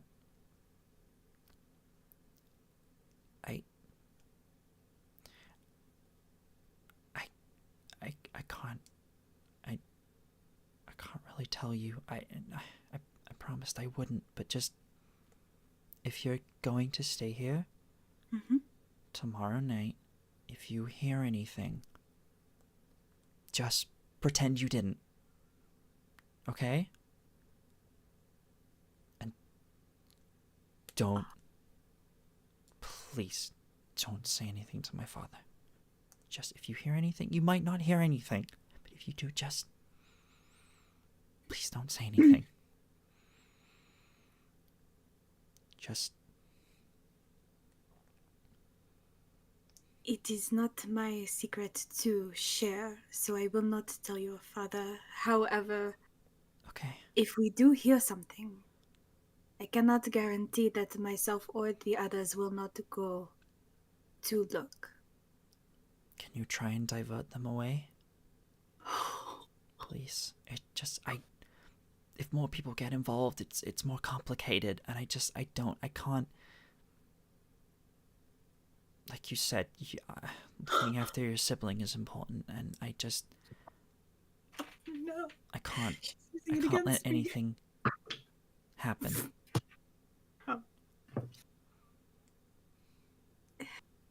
She looks terrified, by the way. Yeah, You think you're probably the first person she's ever told about this, or even hinted at whatever this is. I will do my best to keep their attention away if I can. We are not all staying here, though. So, Okay, everything will be fine tonight. It's just tomorrow, and then after that, everything will be fine. If we can get through tomorrow, nothing will happen. I mean, maybe nothing will happen, but just if something does, just after tomorrow, it'll be fine. Just that's all I ask. why just tomorrow? Is it not a reoccurring thing? Like the less you know, the better. Really. I do not think that is true. Look, tomorrow night, just once everyone's gone to bed, probably, God, I hope so, I'm gonna take Frankie outside, and that's it. That's all will happen. He'll go outside for a bit, and then before the morning he'll come back, and then that'll be it. Nothing bad will happen. Everything will be fine. We'll take care of it. If something bad does happen, though, more than likely, at least one of us will step in. I'm only going to give you a fair warning. Okay, just... We can help you protect him. And yourself. No. I have to do this. I have to look after him. Then let me help you. We do not have to tell the others if you do not want to. No, you can't tell anyone. I shouldn't even have told you. She kind of like puts her head in her hands. Oh God, what have I done? Oh no. I just have to keep him safe, okay? Okay. But I will be waiting if you need help. Okay. Thank you. Really, I really appreciate it. Thank you. And she'll just kind of she'll kind of go to like walk past you, and then we'll just very kind of last second we'll just kind of latch onto you and just give you a hug. Just very like she's like trembling. Aridia just like I don't know the last time Aridia was hugged. oh no. Oof. Oof. She's just like, oh, okay. And then she'll just very quickly, as quickly as she held on, will just let go and will very quickly make her way out of the room, kind of closing the door behind you. And yeah, you are left with that. Something will happen tomorrow night, and you've been told to ignore it. That's what you know. It's a problem for the morning. Mm-hmm. That's a future Aridia problem. That's a future Aridia problem. I can't tell you all That's now. We're in their house. Yeah, exactly. Yeah. Cool. Problem So, later. At this point, I'm assuming Veldren and Sybil are going back to the Abbey. You guys are able to make your way back. And when you arrive, there is as you kind of make your way in, you see quite a few people kind of filtering out, as there does seem to have just been a kind of late night service. And everyone's kind of heading back to their homes. They seem to be in good spirits. You see the father kind of letting everyone out, and then kind of sees the two of you and goes, your room should be ready for you. I trust that everything was to your liking when you saw it before. If there is anything else you need, I will be in my room just down the hall. Of course, Father. Here, I grabbed these, actually. Could I have grabbed some, like, spare sweets and desserts from dinner? Sure, absolutely. Here, these are for your daughters and yourself as well. Oh, that is very kind. Thank you for letting us stay. Veldren. Thank you. That's very kind. Thank you very Did not much. mention it. I believe you spoke to which one of the siblings? What did you spoke? You spoke to Tessa, right? About getting. Yes, it was Tessa I spoke to. Tessa told me you were looking for these, and he provides you the resources you were hoping for. I believe it was incense, herbs, and charcoal. Incense, herbs, and charcoal. Yeah, he's like he was able to find these for you earlier today. She said something about you wanting to help to pay for these. That's very kind. Yes, I'm sure we can anything... find something for you tomorrow. That would be very kind. Of course, anything. She wanted anything you to have you these tonight. You seemed to think it was something of emergency. So that is so sweet. Thank you, Father. Of course. And tell Tessa I said thank you as well. I will. Yes. I believe she is upstairs right now with Lilia. Of course. And like Veldren takes them and is being very careful with them right now. Yeah. You're holding charcoal, but it's gold dust to you. Yeah, you take them upstairs and you see kind of the two siblings are kind of readying themselves for bed. They see the two of you and they kind of just give very polite waves. Tessa will see you kind of holding the incense and the charcoal and stuff. She goes, I was able to grab some of those. The incense is from my own personal stock, and the charcoal came from the blacksmiths. He was very kind. I was able to provide some. I can find something tomorrow. We might have perhaps some something. I might try and get some incense from somewhere, or perhaps we'll find something tomorrow. But I greatly appreciate you willing Thank you to so much. pay it forward. I really appreciate it. But I hope whatever you need it for, I hope it works out. It will. Thank you so much. And make sure that I give your father some sweets for you and Lilia.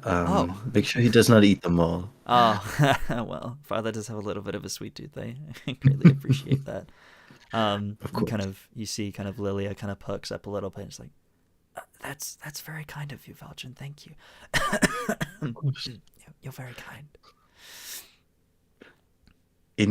Of course, you're all are letting us stay here. It's the least that I can do. Well, I hope you all rest well. We'll You too as well. see you bright and early tomorrow.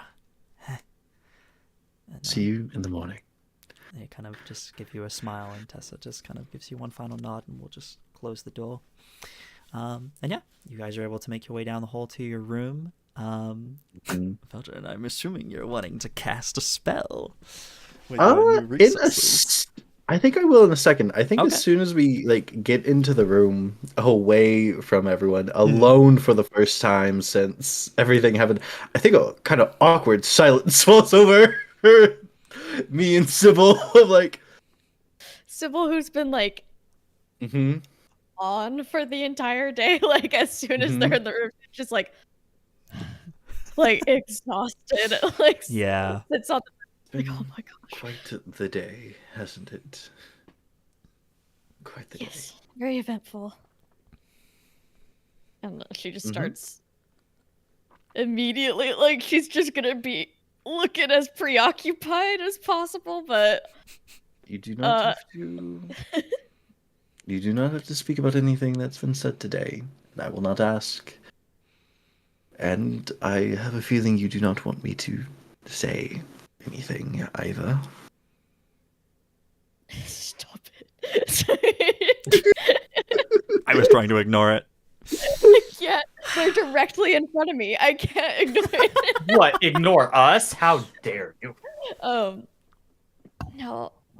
If you have any questions, you can I ask. have so many questions, Sybil. You do not understand. And while it's going, she's just do her nightly routine of which you saw the night before. She's changing the bandages on her arms. So she's just unraveling. You do not always have your abilities, I take it. Recent development? Yeah, yes, it was not. I was not always like this. Do you know what happened? I had a dream. What might have caused this? I had a dream, and it. This sounds like a little more than a dream, Sybil. Well, it felt like one.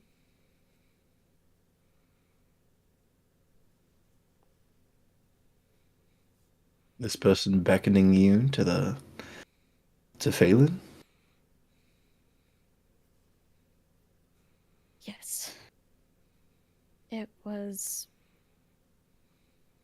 very sudden. There wasn't any build up to it. It just occurred one day, one night. And then the next morning, I was different. I tried to hide it, but I wasn't very good at it. Maybe an awakening in your blood. Possibly. I don't think so. None of my parents aren't magical or anything. When it comes to magic, it can skip a few generations here and there. But it could be something completely different as well. I'm afraid you are unique, Sybil. I've never seen abilities like yours before. Well, you saw what they can do. Untrained and out of control. Look where Ezra made, and he wasn't even a little bit tired. Yes, but that is besides the point. You can learn control. You can learn technique. You have a gift.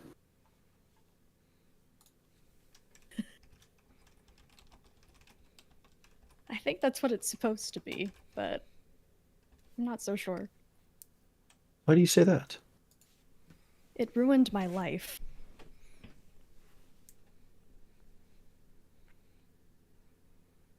I was going to ask about that. Someone's following you? Tracking you? Yes, I'm not Is sure it- I'll ever be free of that, but And why do you say that? Why would they be hunting you specifically when apparently there are others around? Is it just one person, or is it a group of people? Again, you do not have to answer anything I ask. If it is none of my business, please tell me so and I will drop it. no, it's okay. I'm just I'm gonna cast detect magic again to look for scrying or anything like that, because Okay. You casting detect magic? yeah. Yeah. Okay.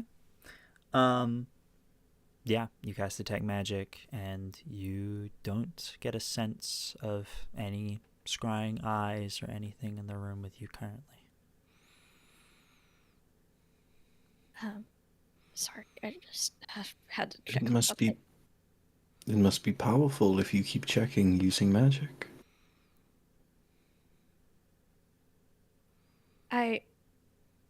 I don't know what all can happen.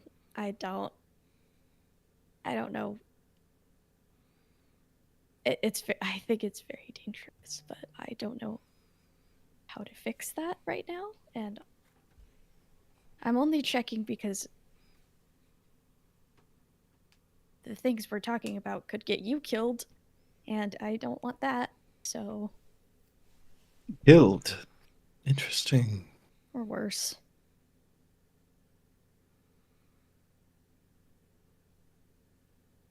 You don't have to worry about me, Sybil. There are plenty of people who would wish I was indisposed, you could say. I've got my own secrets. Some of which I don't mind sharing. If you have questions of your own, you've been quite forthcoming, and I trust you.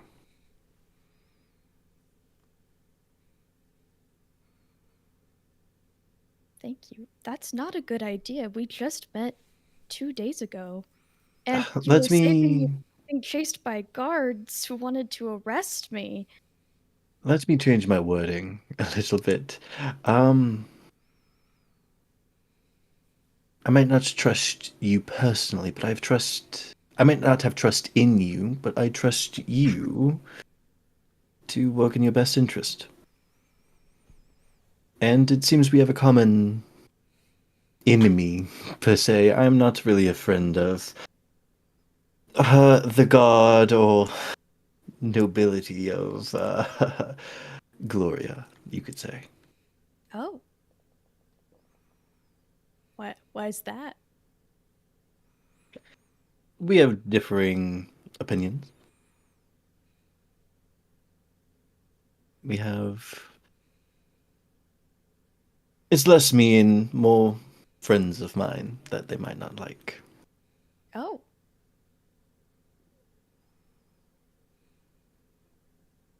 Yes, that would be a And common enemy. since the gods were the ones chasing you, I take it's a bit more than one person after you. More an organization.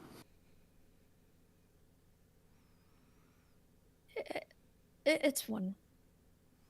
I think it's one. I hope it's one. But I think you heard us say that the head mystic is.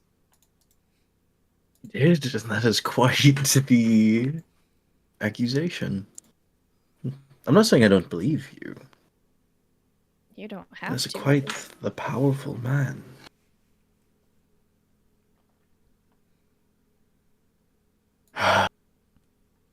He's not very nice. He never has been.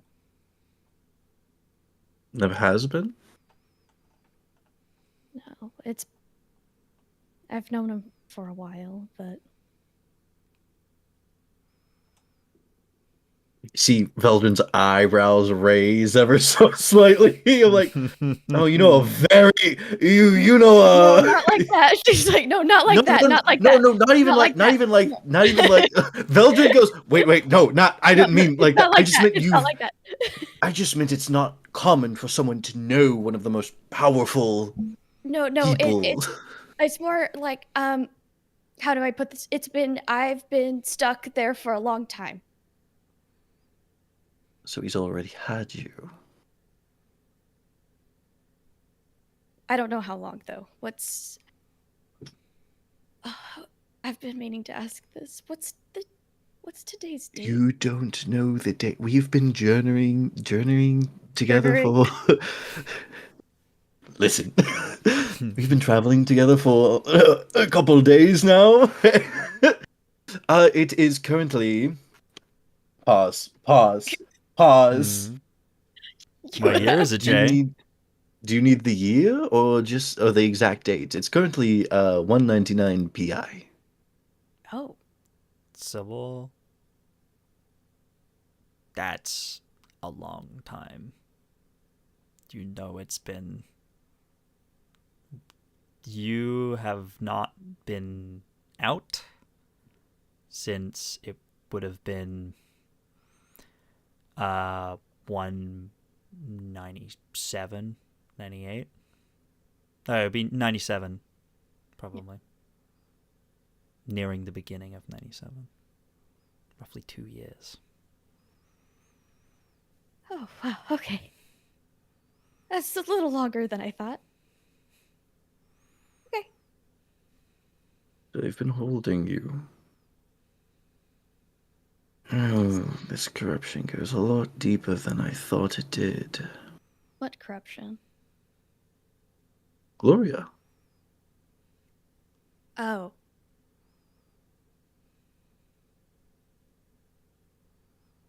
Very interesting.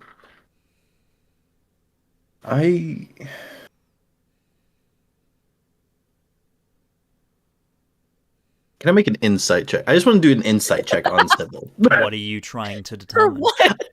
Please. Just see, I know. I as Jay feel like Abigail is telling the truth. Okay. Veldren is like, I need to just do a preliminary check. I need to like about scan what? for What? facial What are cues. you? What are you Is- trying to is- determine if something is true or false?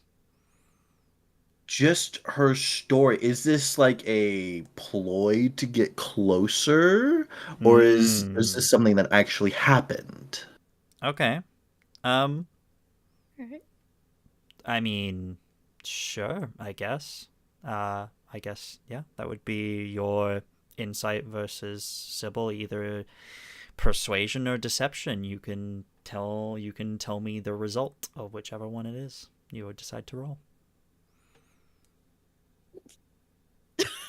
3. I rolled a 3. I rolled a 3. I rolled a 15. 15. Yeah, seems to be Yeah. true.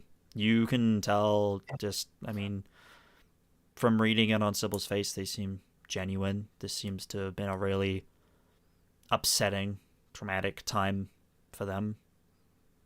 Mm-hmm. Why would they lie about this?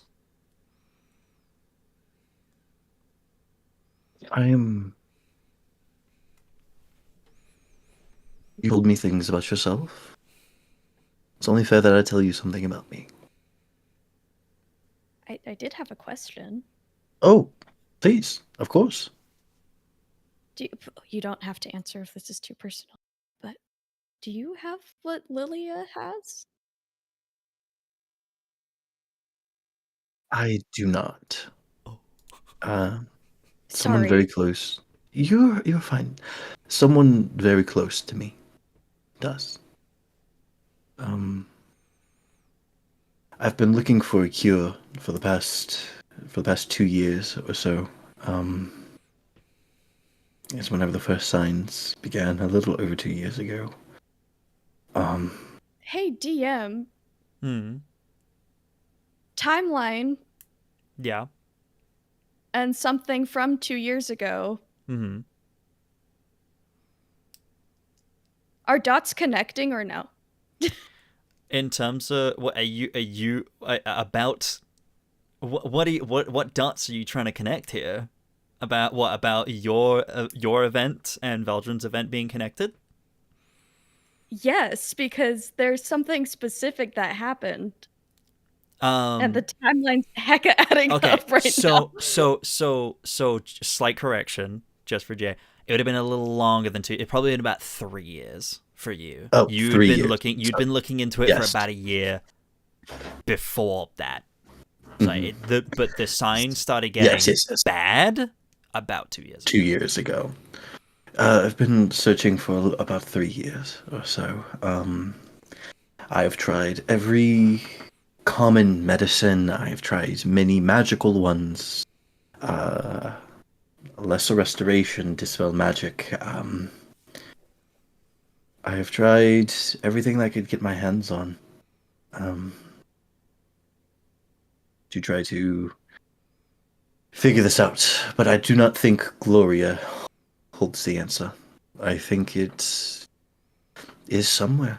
I do not know exactly where I'm traveling to, but I need to establish connections. I need to establish people who know more than I do about healing. I know much about the makeup of the weave itself, and the concepts behind it. But when it comes to healing magic, I am afraid I do not know a whole lot.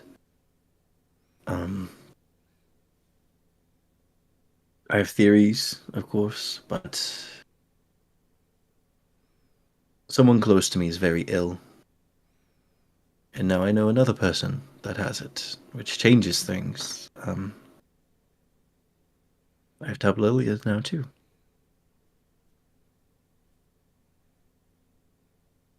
I'm really sorry about that. That is. It is not your fault. I will find. I'm confident I will find something. Magic is. It's not infinite, but it is great, and there are many answers that can be had through it. Weave has many strands. If I pull at one of them long enough, I must find an answer somehow.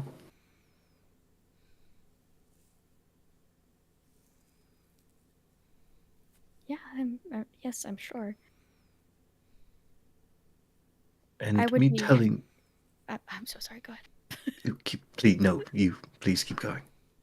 I would be willing to help search for that if you need assistance. I am sure it's beyond my abilities and will be. But I would not be so certain of that. I've seen you change the very weave itself. You changed the nature of the spell. In the fight earlier, you were casting a spell that should have been thunderous energy, should have been sound and noise, but you transferred that into heat. This is a clarification as well for you, Veldren. You've never seen that before. Yeah, you know magic. I figured. You know spells. You've never seen that before. I can pluck at the strands of the weave.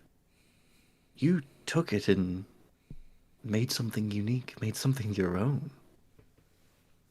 There's a difference between sewing a button and knitting a hat. I don't know. None of it was intentional. It just happened. And that is even more impressive.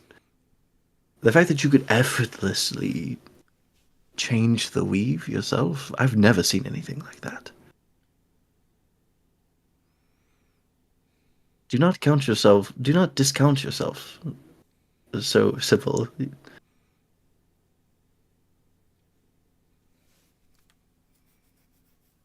But to what we were speaking about earlier, if you do travel with me, and this may not be a concern for you, given your situation, I will be handling objects that are considered contraband here in Gloria. Spell scrolls are not commonly welcomed Oh, here. not at all. Would you be okay with that? Yes, I don't have a problem with that. Where are they going? Are they just going with you, or? I will need to find them, and then I will need to bring them back here I see. to try to help whoever I can, whoever has this illness. I see. The fact that two have it means that it's probably more widespread than I thought. If it was just one, it might be an isolated case, but now it's two. It's very unlikely that there aren't more now.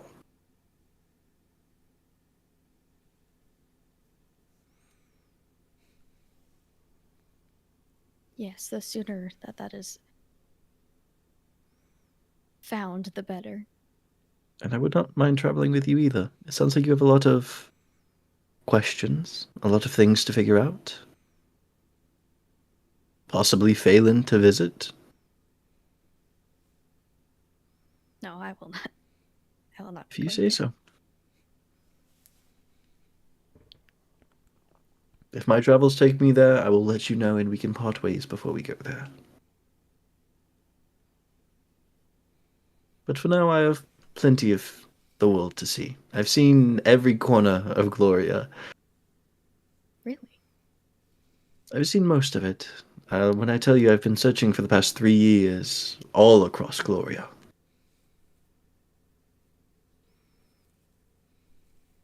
We might, you might stay at a place I helped set up in Mistral. Rooms, board. That sounds nice. Of course. Thank you for answering my questions. Truly. Thank you for answering mine. Of course. If you have any more, don't be afraid to ask. The worst I can do is say no.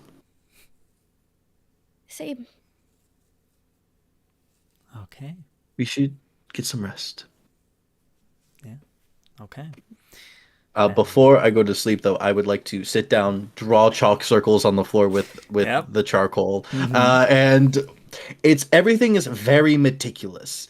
Veldren says goodnight to Sybil, and then sits on the floor and begins to draw magical runes onto the floor using the charcoal, and like setting everything out, and everything's very meticulous. Like you see Veldren set out some of the herbs into one of the circles of the charcoal, and he looks at it and he moves it like just a millimeter to the left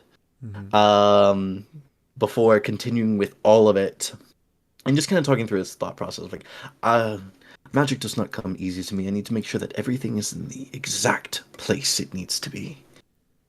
Everything needs to be exactly right, and then from his bag, he will grab something that's not a part of the ritual, but it is like a little orange almost that he will begin to peel before he sits down and begins to chant the words to the Find Familiar spell. Okay. You're casting Find Familiar. Mm-hmm.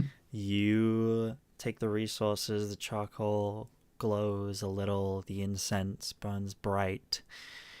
And Sybil, I don't think you've seen this spell cast before. So if you're watching this, you see kind of in the center of this circle, kind of where Veldren is kind of sitting cross-legged, you see a small bead of orange light starts to appear, and it grows a little bigger until it's the shape of a ball, and then it drops to the ground, and then starts to slowly expand into a spiritual shape. Veldren, what does Rusty look like? Rust is a very small and tiny snake. His scales are a deep red, a deep rust red is where he gets his name from. And they seem to almost, some scales are lighter and darker that give him almost like some of his scales are a little bit more orange in color, to where it looks like a piece of metal that's almost rusted over And like you look down at him and you swear this snake is smiling. You swear that he's got the biggest little like little tongue forks out, and Veldren will grab the orange and begin taking it apart a little bit and feeding little pieces. And I was like, I'm so sorry it took me so long, Rust. Apologies for you dissipating. I did not mean for that to happen. And a visible weight drops from Veldren of like, he's back. Okay, he's safe. He's okay. Yeah. And with that, I think we will move over to Astra and Bishop, as Astra was going to go and find Bishop. Astra, where are you looking for Bishop? I imagine that instead of wearing her cloak, she's probably wrapped up in the blanket that she has. She'll go outside and I'm confused. She will go outside and ignoring that. And in Celestial is probably gonna like just you around and like maybe make her way towards the barn and just like kind of call for him. I don't know. She hopes he's like at least around. I'm gonna fight him. Okay, yeah, he's around.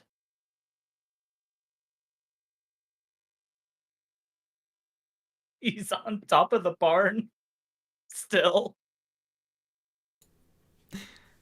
Yeah, you see I mean, him.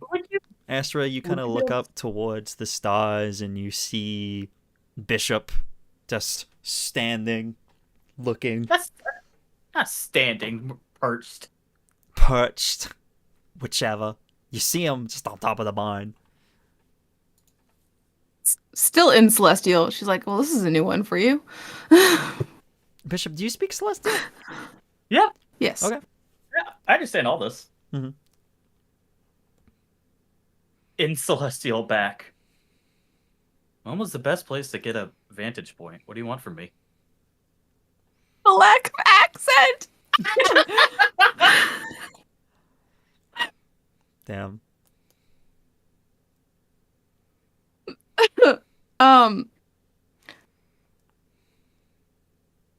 No, you got a point. Bishop, what did you do? You're gonna have to be specific on that one. I've done a lot of things. Just looks at the blanket. Well, when he came in, you were nowhere to be found, and he looked like he saw a ghost. I mean, Just gestures to himself. at this point, I'm gonna hop down from the barn. No, not hop down. Just like I was gonna say, you're jumping off the top of this very tall barn. Dexterity saving throw. I because Bishop had like claws. I'm just gonna just like climb my ass down. Okay. Reverse Spider-Man. Sure. I will remind you, you're not in your dread form, so you don't have claws right now. Oh, I know. It's like kind of like inch-long nails. Bishop always has. Okay. You can climb down. You can climb down off the barn. But yes, you're able to make your way down to ground level. Okay. I mean, am I technically a ghost? I am dead, but I mean, ghost?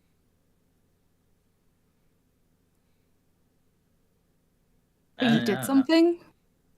I just talked to him.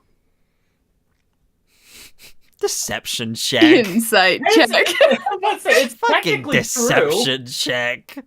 It's technically true. You said you just talked to him. That is not true. Okay, fine.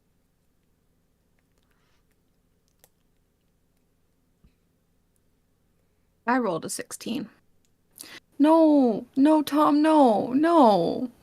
All right, fine. I rolled a 12. Oh, I thought you rolled a nat 20, which is why I said no. Again? Yeah. Plus 7 for a 19. Jesus. Yeah, Astra, he seems to, despite what you saw, seems to be telling some form of a truth of, I just talked to him. You get a sense there might be more to it, but he's being truthful, asterisk. Kind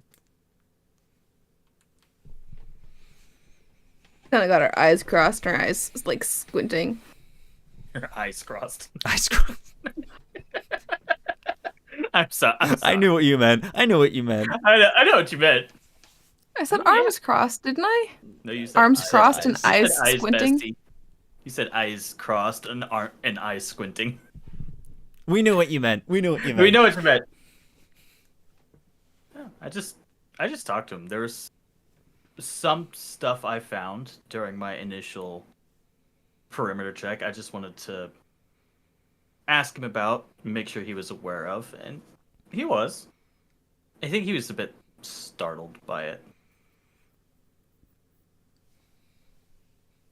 There's something going on here.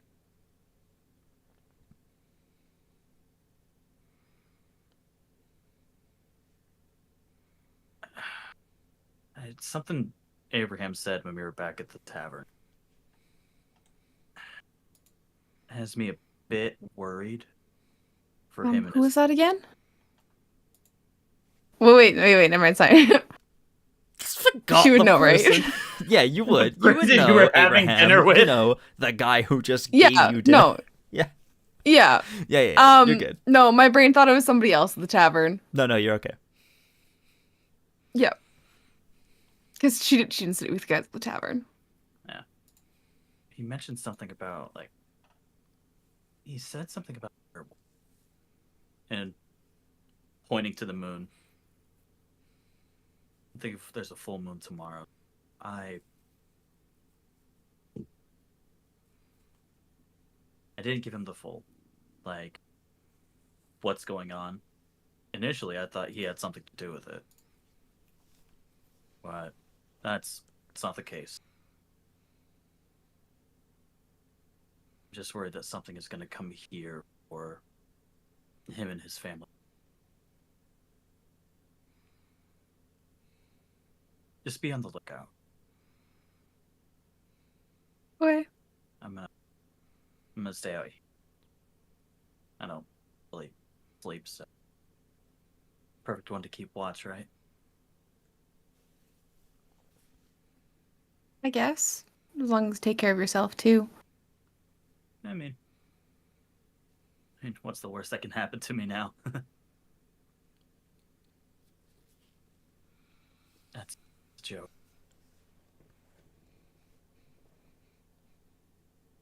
I will take care of myself, I promise. Be good.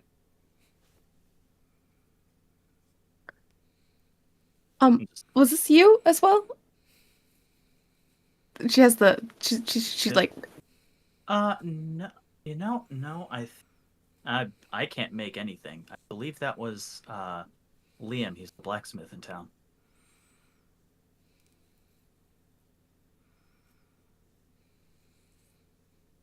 you know what I mean. I know what you.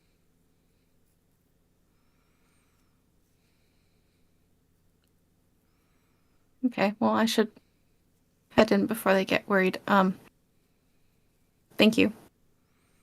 You're welcome. Good night. Good night. Be safe. Stork, Timka. Okay. Just mutters in Infernal. Yeah. You stay in And the she barn. understands. Yep. You stay doesn't in the know that. barn. You don't know that.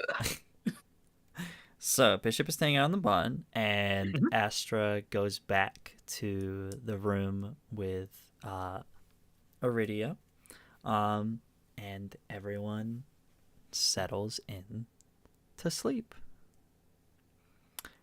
But some of you have dreams. Astra,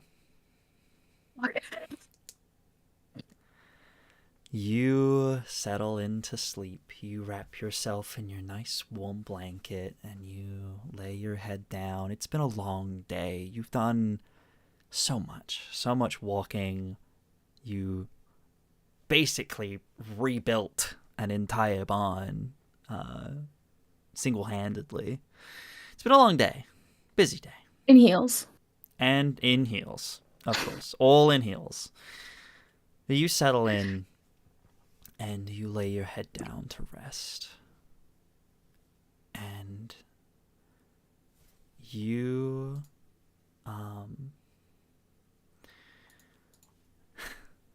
your eyes open and begin to focus as that warmth you feel as you drift into sleep grows to an uncomfortable level.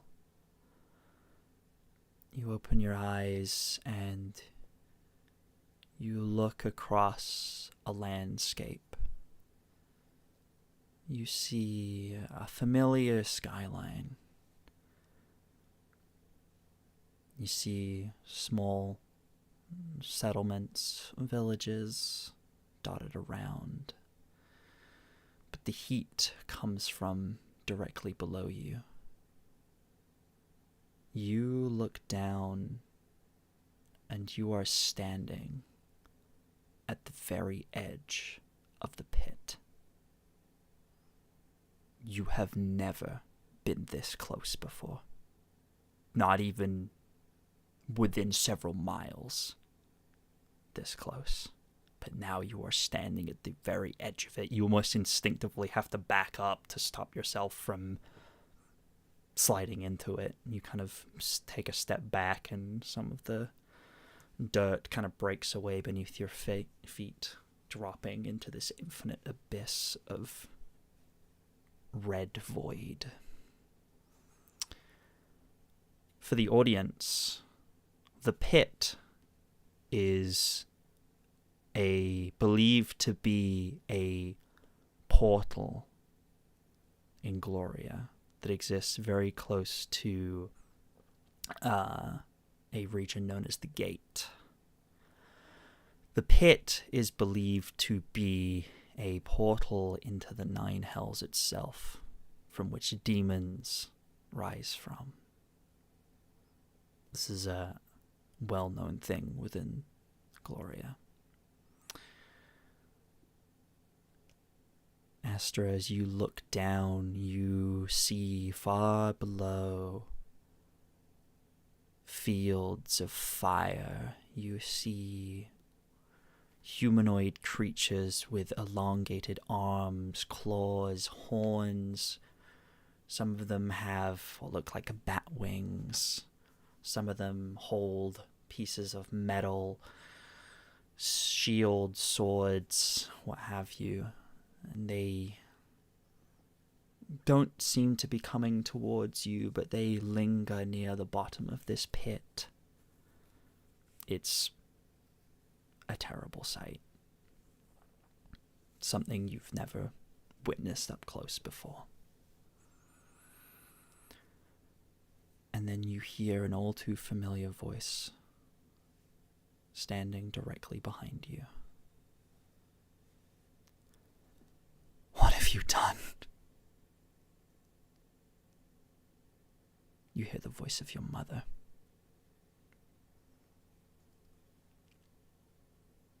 Do you turn around to face her?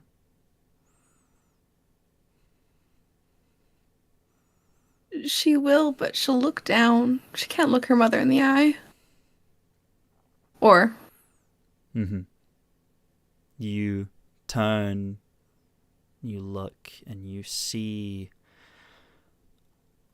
her armor looks slightly tattered. The white dress that she wears torn in places, dirt trailing the bottom of it, demon blood across her metal boots.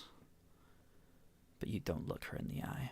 You look down, kind of almost examining these boots covered in blood. You see at her side, you see the glow of a blue turquoise sword glowing. You abandoned your destiny. You abandoned everyone who needed you. But worst of all, you abandoned me. Your own mother. I raised you. And you left. You were going to do such great things. You were going to save all of us. And you left.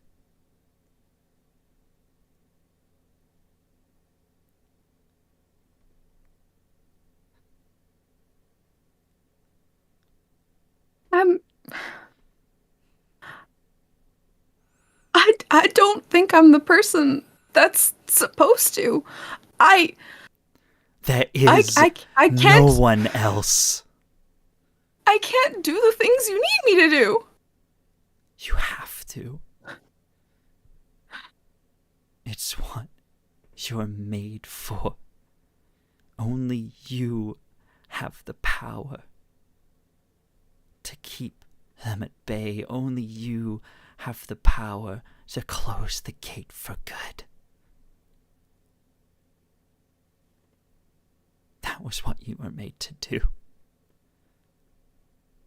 And you left.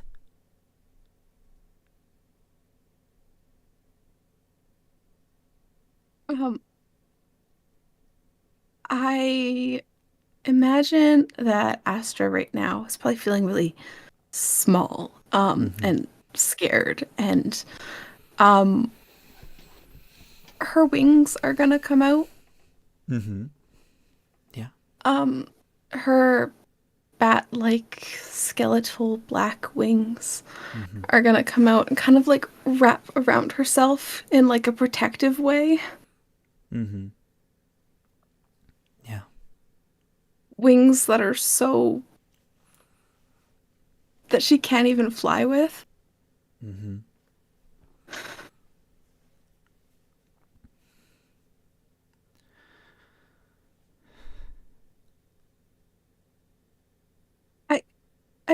I can't do it.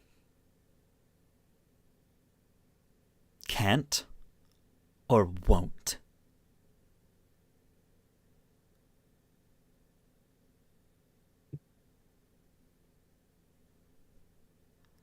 You have an immense level of power. You'll be stronger than me one day. But I think you refuse to accept that.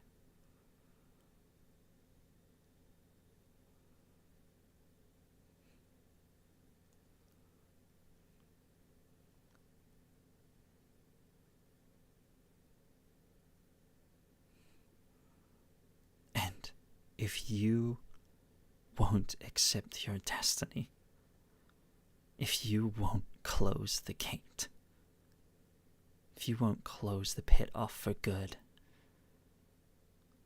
I'll have to take matters into my own hands. And are you continuing to not look at her? She'll probably look up. You look up, and as you do, you look up and you see, almost as what kind of attracts your eye to look up, you see a gauntleted hand, the one not holding the sword, raises up. You kind of follow the hand as it goes up to her face. You see the fabric of the blindfold that she wears over her eyes. And you see her reach up a hand, grab it, and tear it off her face. You see as she drops it to the ground, You see, she opens her eyes, and they are bright red and orange. They glow with a deep light. Her face, normally regal and beautiful, starts to turn gray from her eyes, kind of slowly growing away. This is what you have done. This is what you have forced me to do, Astra.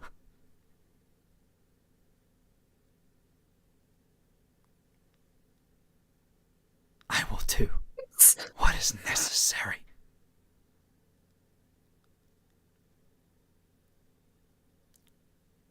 I'm sorry. And she's gonna run.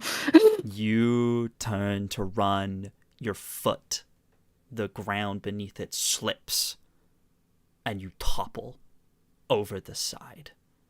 You start rolling. Your wings expand. You try to get them to flap so that you can fly, but you can't. You roll over and over and over, sliding down. Your hands grip at the sides, but you find no purchase, and eventually a lip of the ground kind of pushes you outwards, and then you are falling, and then you wake up.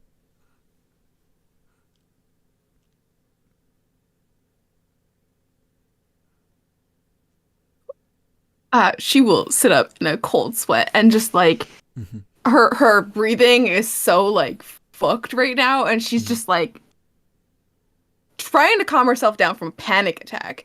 Yeah. You, as you wake up and kind of almost like, I imagine you're like holding yourself, you feel on your back, your wings, as they almost wrap around yourself instinctively.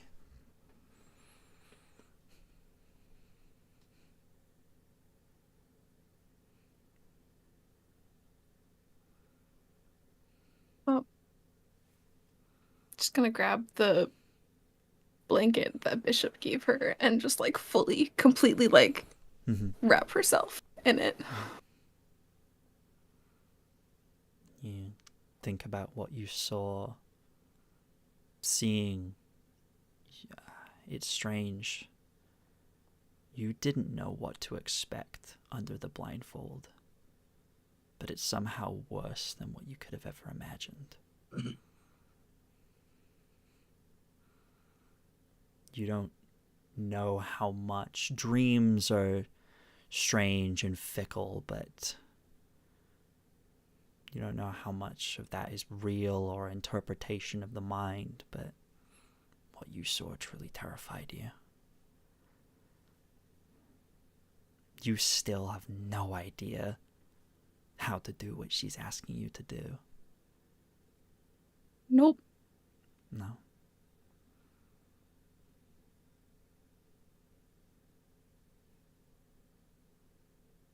So you wrap yourself in your blanket and you just sit and try to control your breathing. Okay. Yep. I don't think she falls back asleep after that. Okay. Veldren.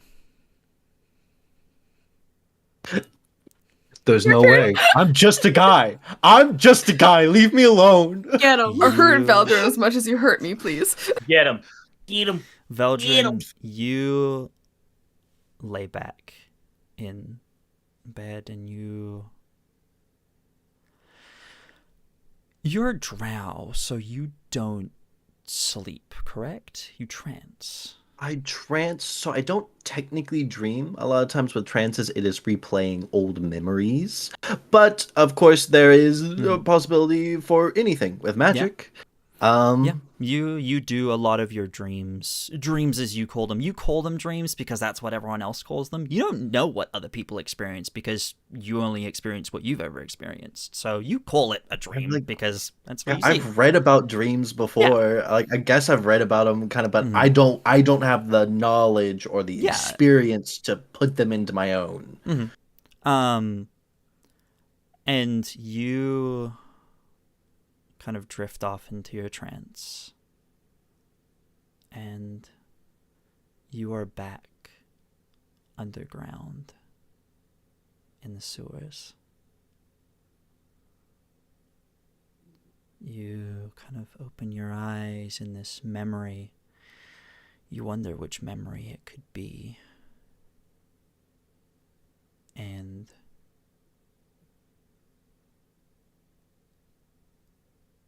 it's you are there, and as you open your eyes, you start to hear a sound.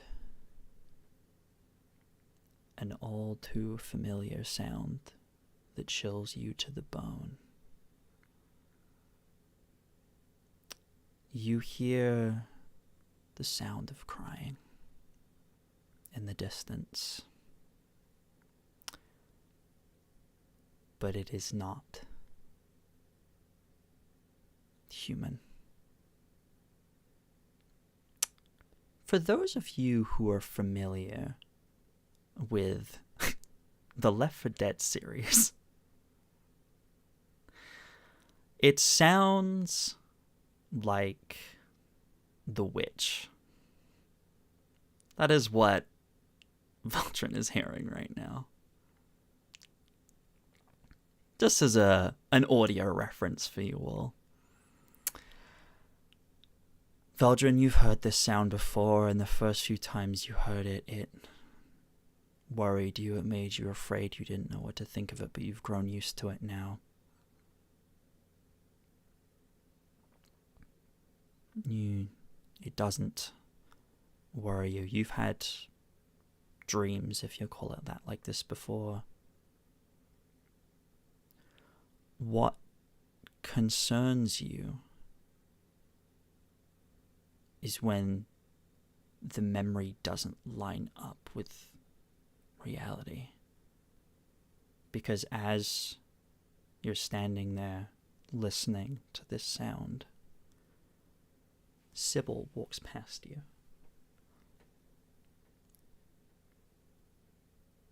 Sybil should not be in this memory. Yeah. Sybil's never been here. No, Sybil has never been here. She walks past you, continues down, walking towards the sound.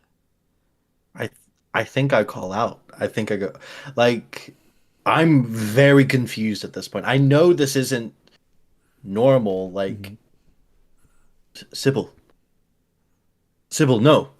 There is no response. It's almost like she can't hear you.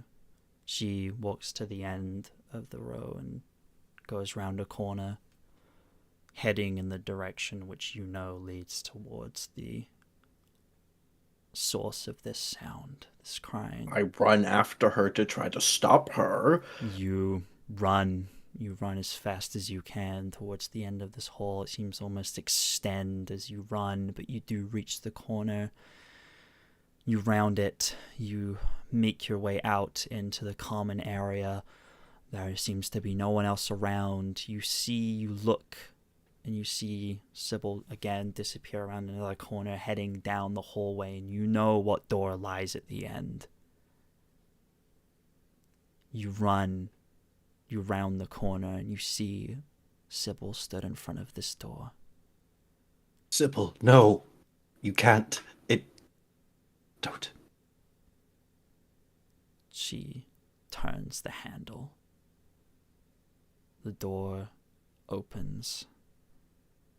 She takes a step back. There is a horrific scream. And then you wake up.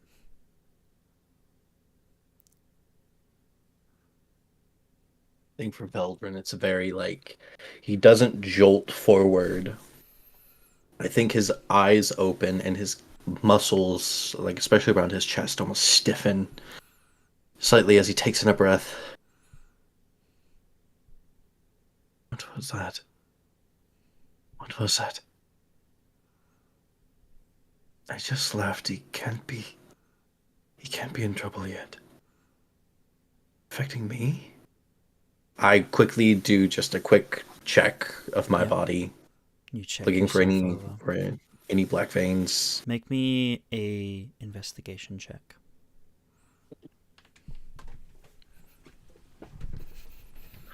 That is going to be 15. 15. You check yourself over. You don't find any signs. You look around the room. As I'm assuming Sybil is still fast asleep. Sybil is passed the fuck out. Sybil is sleeping. But you take stock of everything, and everything seems normal. And then you realize the crying hasn't stopped.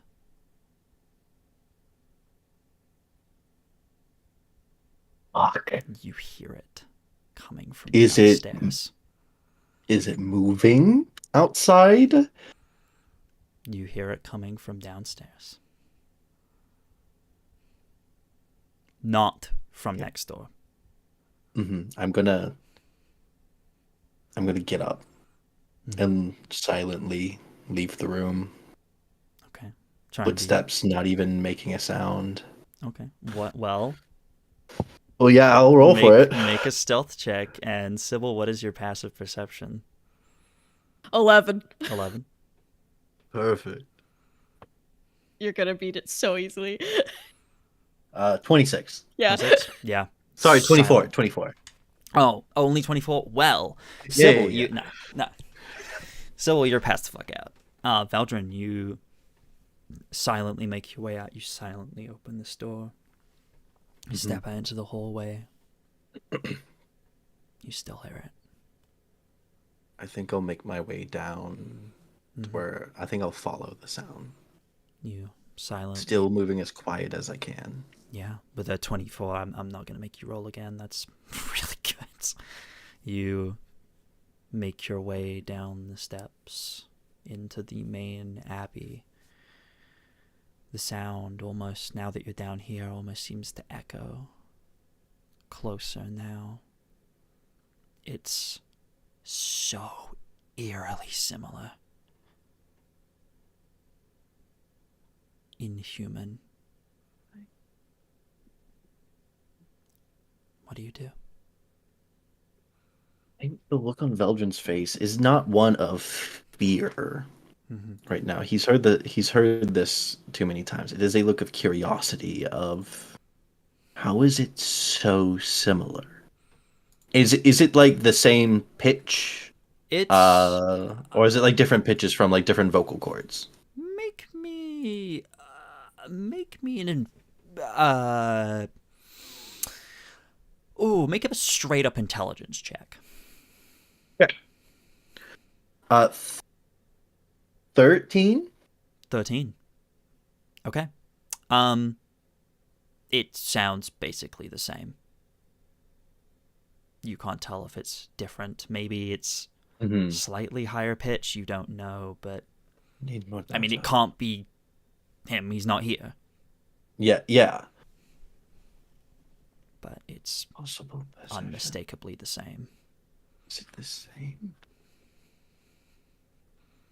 I will continue to follow the sound until I find the door Okay. that I think it's coming from. Is the door locked? You descend, you follow the sound. You don't have to make any rolls. You just follow the sound, really. You find a stairwell leading down, or like a spiral staircase that leads to a basement level of this abbey. And then you find a metal door set into the wall. You say you're checking to see if it's locked. Yeah, is it locked? It is not. You twist the Ooh. handle. I feel it don't much. open the door. Oh, no. I'm saying you twist Okay, the okay, handle okay. like you're testing it. Yeah, Feels like it would open. I'm It is not okay, locked. okay. But you hear from inside unmistakable crying, this horrible, sad, hurt, pained sound.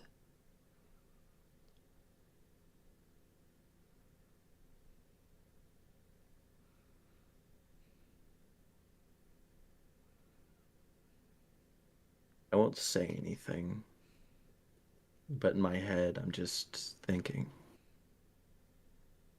I'll find an answer for you two, Lilia. I'm so sorry.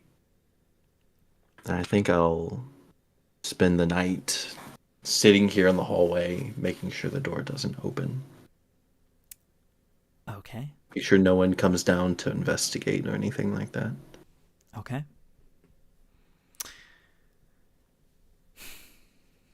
All right. And last, but certainly not least, Bishop.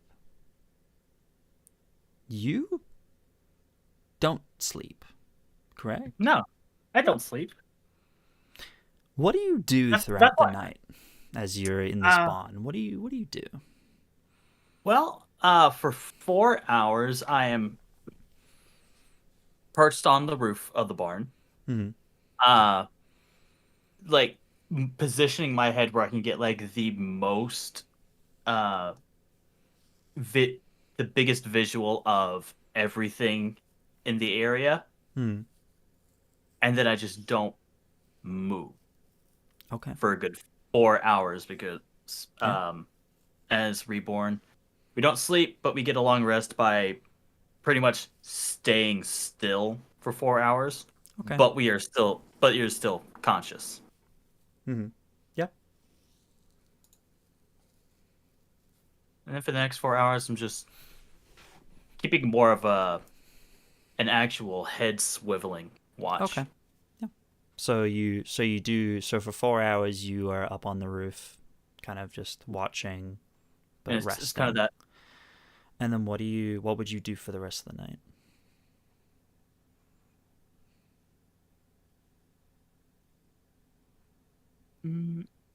I think after that 4 hours, it's like actually getting down from the barn and like just walking around the farmland, just like not get bored and like actually do something. Okay. So you're just But walking. still like keeping like a perimeter scout. Yeah. You kind of walk around, and you yeah, so you're like walking. Are you walking through the fields? Are you walking around them? Are you like what's the perimeter you're keeping? Just the farm, like the very outskirts of the farm, just making a big circle for Okay. until I see movement, like from the house, like someone's might be coming out. Okay. And then I'll So bolt back into the barn. So you're watching the house? Or are you okay? Okay. In that case, Kind of like head on a swivel. So you're wanting to okay. So if you see movement, you're gonna go back into the barn? Yes. Okay. Yeah. Go back in the barn and keep an eye out from there where I can be hidden. Okay. Probably after your 4 hours. So you do get your rest. So you can take that if you would like. Oh yeah. Hey, guess who's got Form of Dread back? Mm-hmm. You get your rest. And then maybe an hour or so after that, you do see, walking through town, you see a group of maybe 5 figures. You see the torchlight first. You see someone carrying a torch. And they are just walking through town. Do you make your way into the barn to hide? As they are vaguely coming this direction. if they're coming in this direction, I'm going to. And there's like there's like fields, right? In the Yeah. crop. Mm-hmm. Is there like any kind of like bush or vegetation or plant like along the side of the trail leading up to the barn? No, the barn itself is pretty kind of separate Or from the leading up to the house? fields. Um, not particularly. There's like maybe like a couple of bushes, but like not anything big. And if you're wanting to hide in something, there's not like a bush like that you could hide in. It's not it's not bishop sized, shall we say. But the barn is right there if you wanted to hide there. No trees? Not really, no. Damn. It's kind of an open field. Okay. In that case, I'm going to.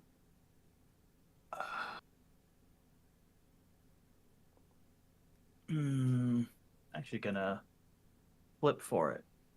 Okay. Evens. Okay.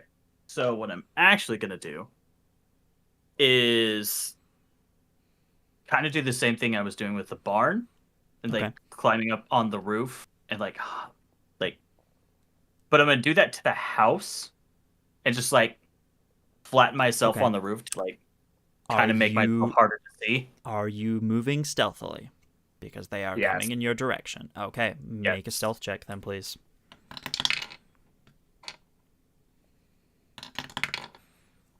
Six.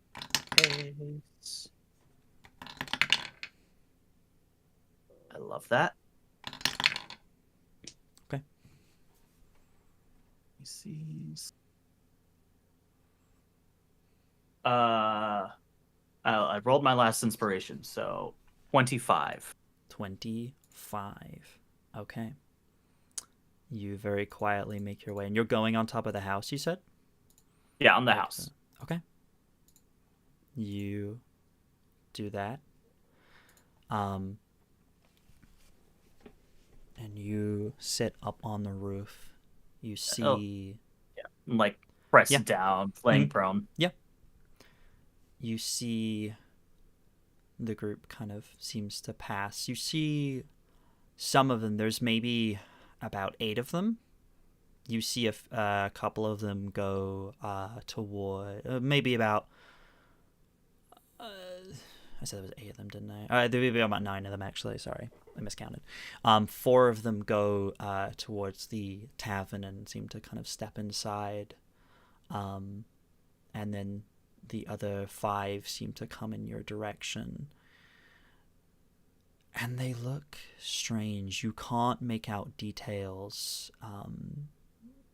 Or you're focusing more on hiding, so you can't passively see this. But if you want to actively try and have a look, you can try and grab details of these figures. Absolutely. Okay.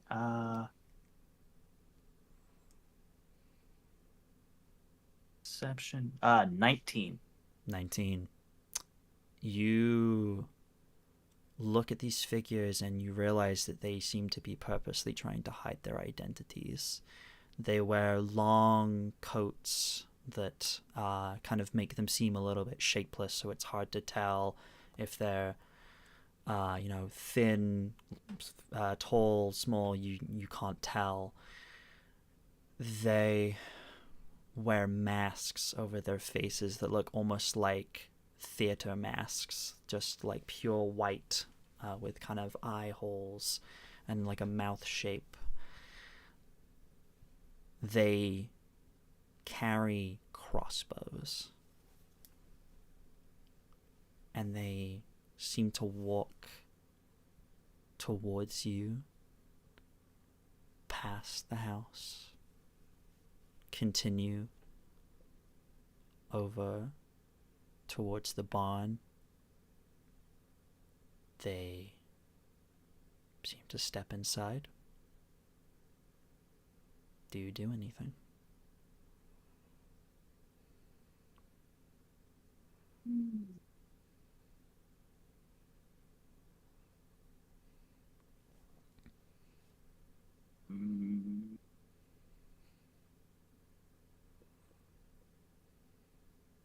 You know what? I. A second, I'm sorry. Helpful. Yeah, I'm gonna try and stealth my way over to get a better look. Okay. Sure.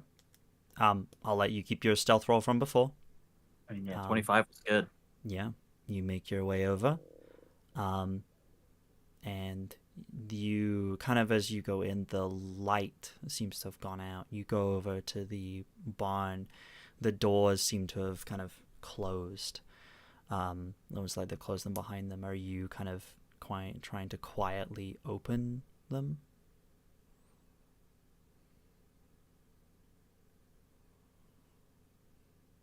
Okay, so keeping your stealth roll from before, I'm asking if that's what you're doing. So if this barn is like structured how I think it is, there's should be like a second floor with like where they move the bales of hay out. Can I get in through that into that top? It's like a single floor building. It's not a fancy thing. It is a Oh, okay. It's like it's tall, but it's not got a second floor. Okay, then yeah, I'm gonna try and do that. Yeah. You open the doors and you see no sign of light inside. You open the door a little further and you see 5 crossbows pointed directly at you. Tom, what's your AC? Male. 16. Okay. That hits. That one also hits. Jesus Christ, that one also hits. Do I by any chance have like half cover since I'm like peeking through the door? Nope. They beat your one of them beat your 25. They knew you were coming. Oh, okay. They 4 crossbow bolts hit you directly in your chest, one after the other.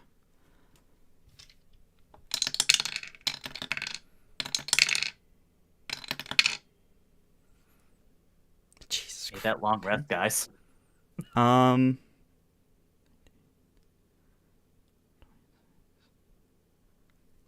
That is 30 piercing damage.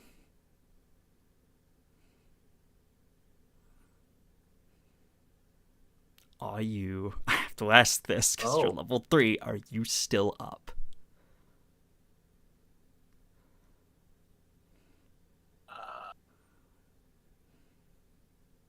Let me see if there's anything. Tom, because still up?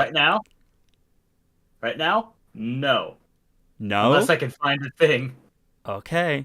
What thing are you looking for? I don't know.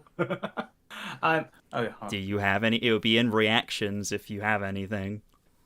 I mean, I have reaction spells, but that nothing for reducing damage. No. Unconscious. In that case, the 4 bolts, one after the other, thud, thud, thud, thud, into you. You see these masks. You take a step back, the doors seem to open.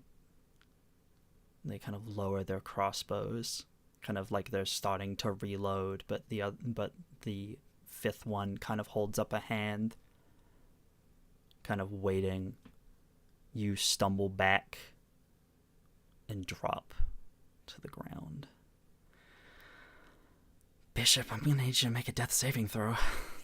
That's okay. I have advantage on these. Mm-hmm. You do.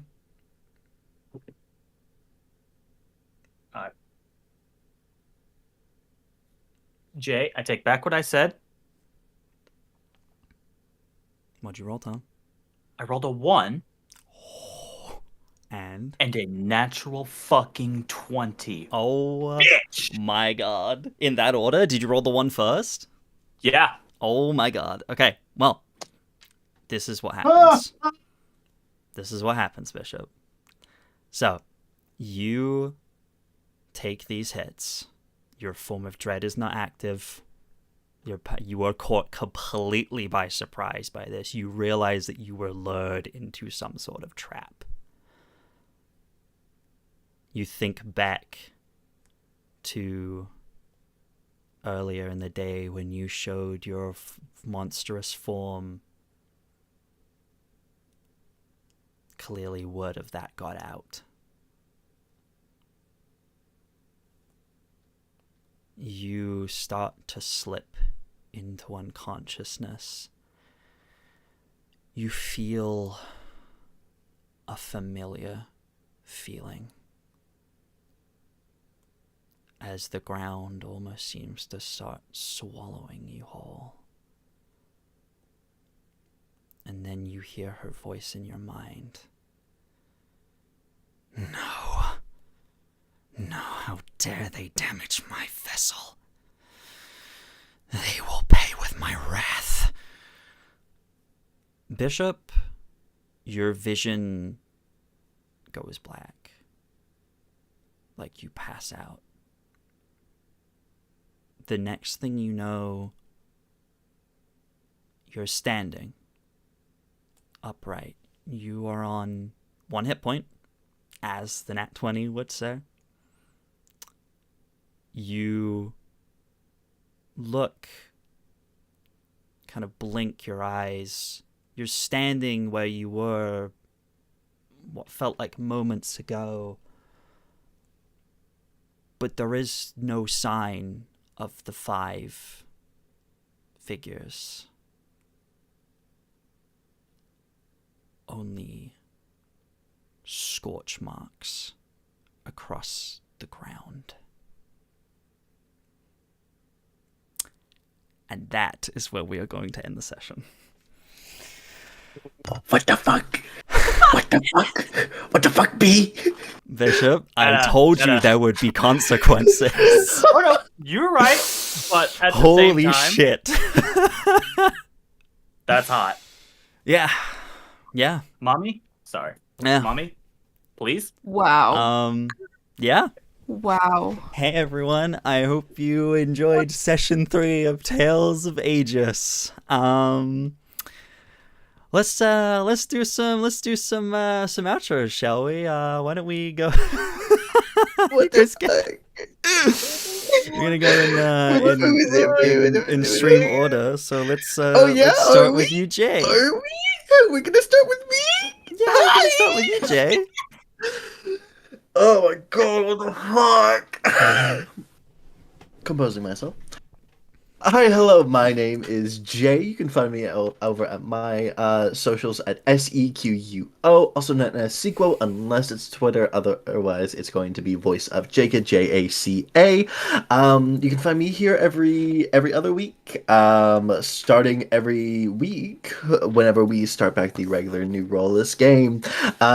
You can find me playing the wonderful, sweet, just a guy, Veldren. He's just a guy. Just a little guy. He is just a guy. I'm not like the rest of you. The rest of you got a lot of bullshit going on. I'm just trying to help someone.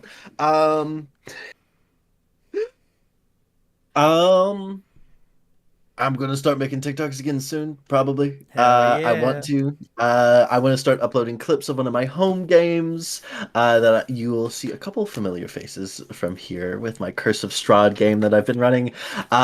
It's not going to be uploaded anywhere. It's just a fun little home game. But there are some funny little clips that come up from that fucking game. Yeah. You might be able to see Tent Fight. Who knows? But yeah, that's me. Did your ass just say tit fight? Tent fight. Tent. Speaking of tent fight, I wonder who could have been involved in that. Abigail, you want to go first? You want to go next? I lost the fight. That's all you guys need to know is I lost the fight against the tent. Hi, I'm Abigail, also known as Abigail the Nerd, on all socials, including Threads and Blue Sky. And I was so tired of making new accounts, so can we please stop creating more social media? I'm begging. Mm. And you can find me here every other week for Tales of Agius, and then when New Rollers comes back, I will be playing Lunara, our changeling druid. Aside from that, I don't think I have anything. So that's all. Okay. Next, we will go to the wonderful Hans. Hello, I'm Hans. You can find me on all social media at HansKate. It's the same everywhere. I'm easy. Alternating Wednesdays, you can find me here for Tales of Agius. And then opposite Wednesdays, you can find me over on New Age Geeks for Queer and Present Danger, where I play Ashira, my she-elf cleric. And then this Sunday, we are coming back for the Space Station Sappho, the sequel, our Thirsty Sword Lesbian fundraiser for Make-A-Wish, the Roll for Wishes. We'll be over on the Logomancy Twitch at 5:30 CST. And you can find us there, and I'm excited because we're gonna just romance each other a whole bunch more. I'm very excited. So yeah, I'll be there. That's me.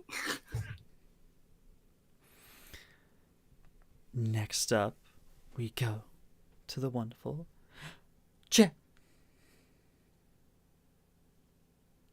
Hmm? Yeah, you. Yes, Oh, you. hi. Okay.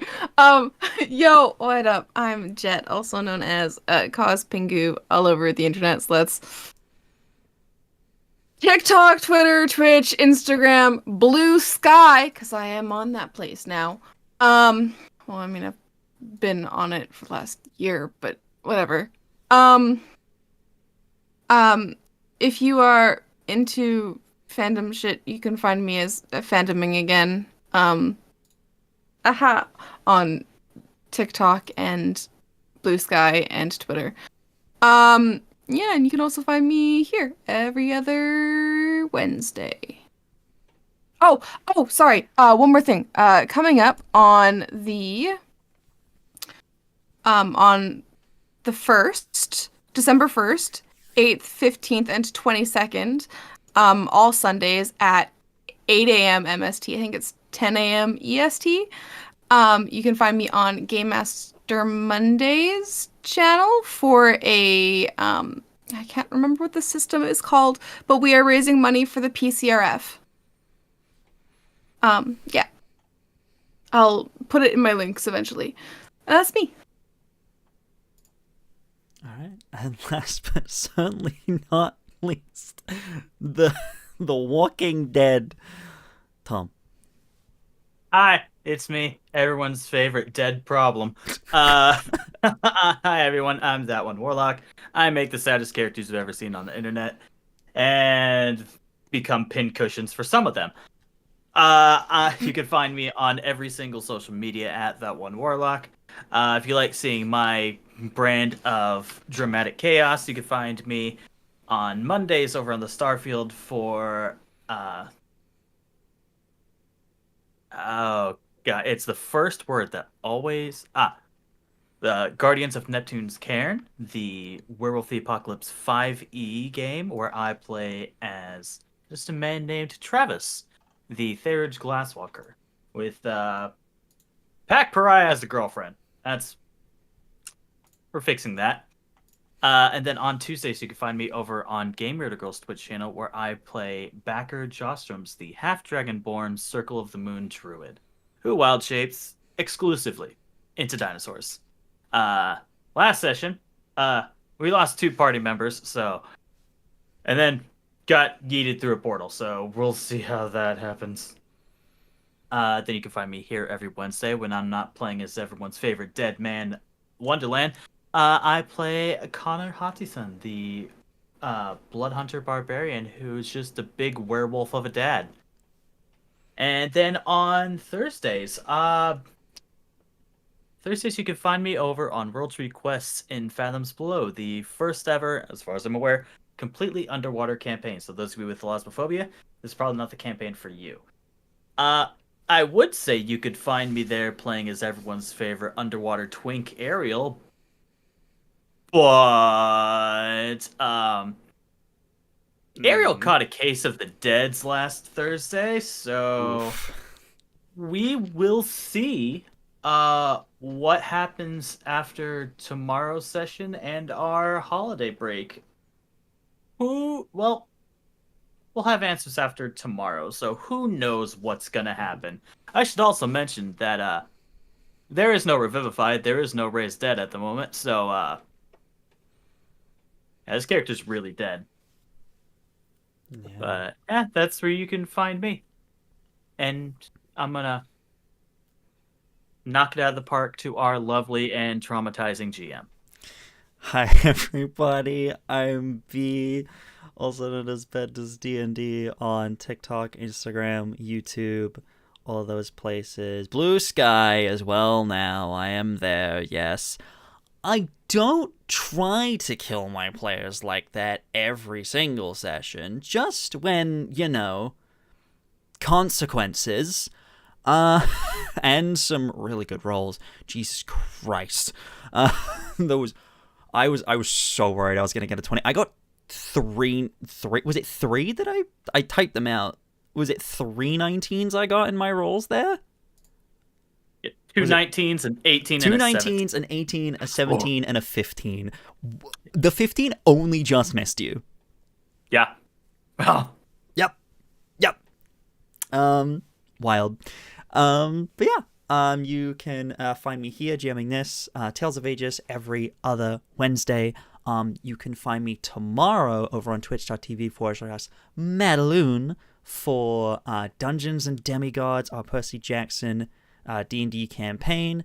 Things are heating up there. We also have a guest tomorrow.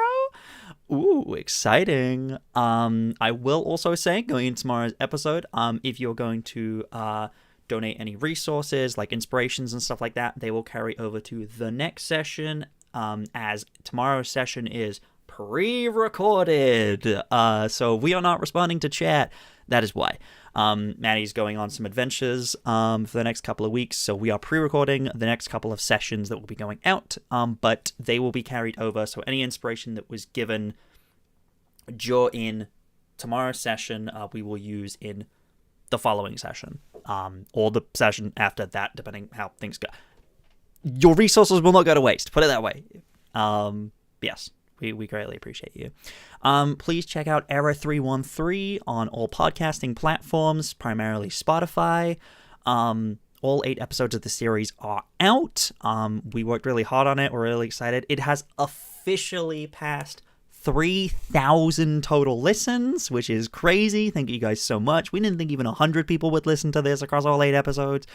We thought just our friends would listen to it and that would be it, but a lot of people are really enjoying it, and a lot of people want more. So, you know, check it out, and then maybe we'll make more. Who knows? And maybe there are some other cool projects that might be coming down the pipeline at some point from other people. Who knows? Maybe some fun projects. You should check it out. Follow the socials. Era 313 show, I believe, on most socials. You can find them. Blue Sky. I believe we have... Yes, we have a TikTok as well. Instagram, all of those. You can find them there. And I believe that is me. I don't believe I've forgotten anything. So, thank you guys so much for watching. We are going to find somebody to raid real quick. Who is live? Do we have any suggestions from anyone? Any other people who are live that we Danny. can go check out? Danny Phantom EXE is live. We could go over to there. I always recommend him. Yes. We could, yes, we can go over to Danny. So go say hello to Danny, and we will see you over there. Let's set up the raid. I forget. Man, I can spell. I can't. What's that like? That's correct. If spell check was Haha, my thing. yes, the raid is set Oh. up. But yes, please go check out Danny. Go say that we said hello. And yeah, we will see you guys same place, same time in 2 weeks' time. Say goodbye, everyone. I'm not dead again. Bye, everyone.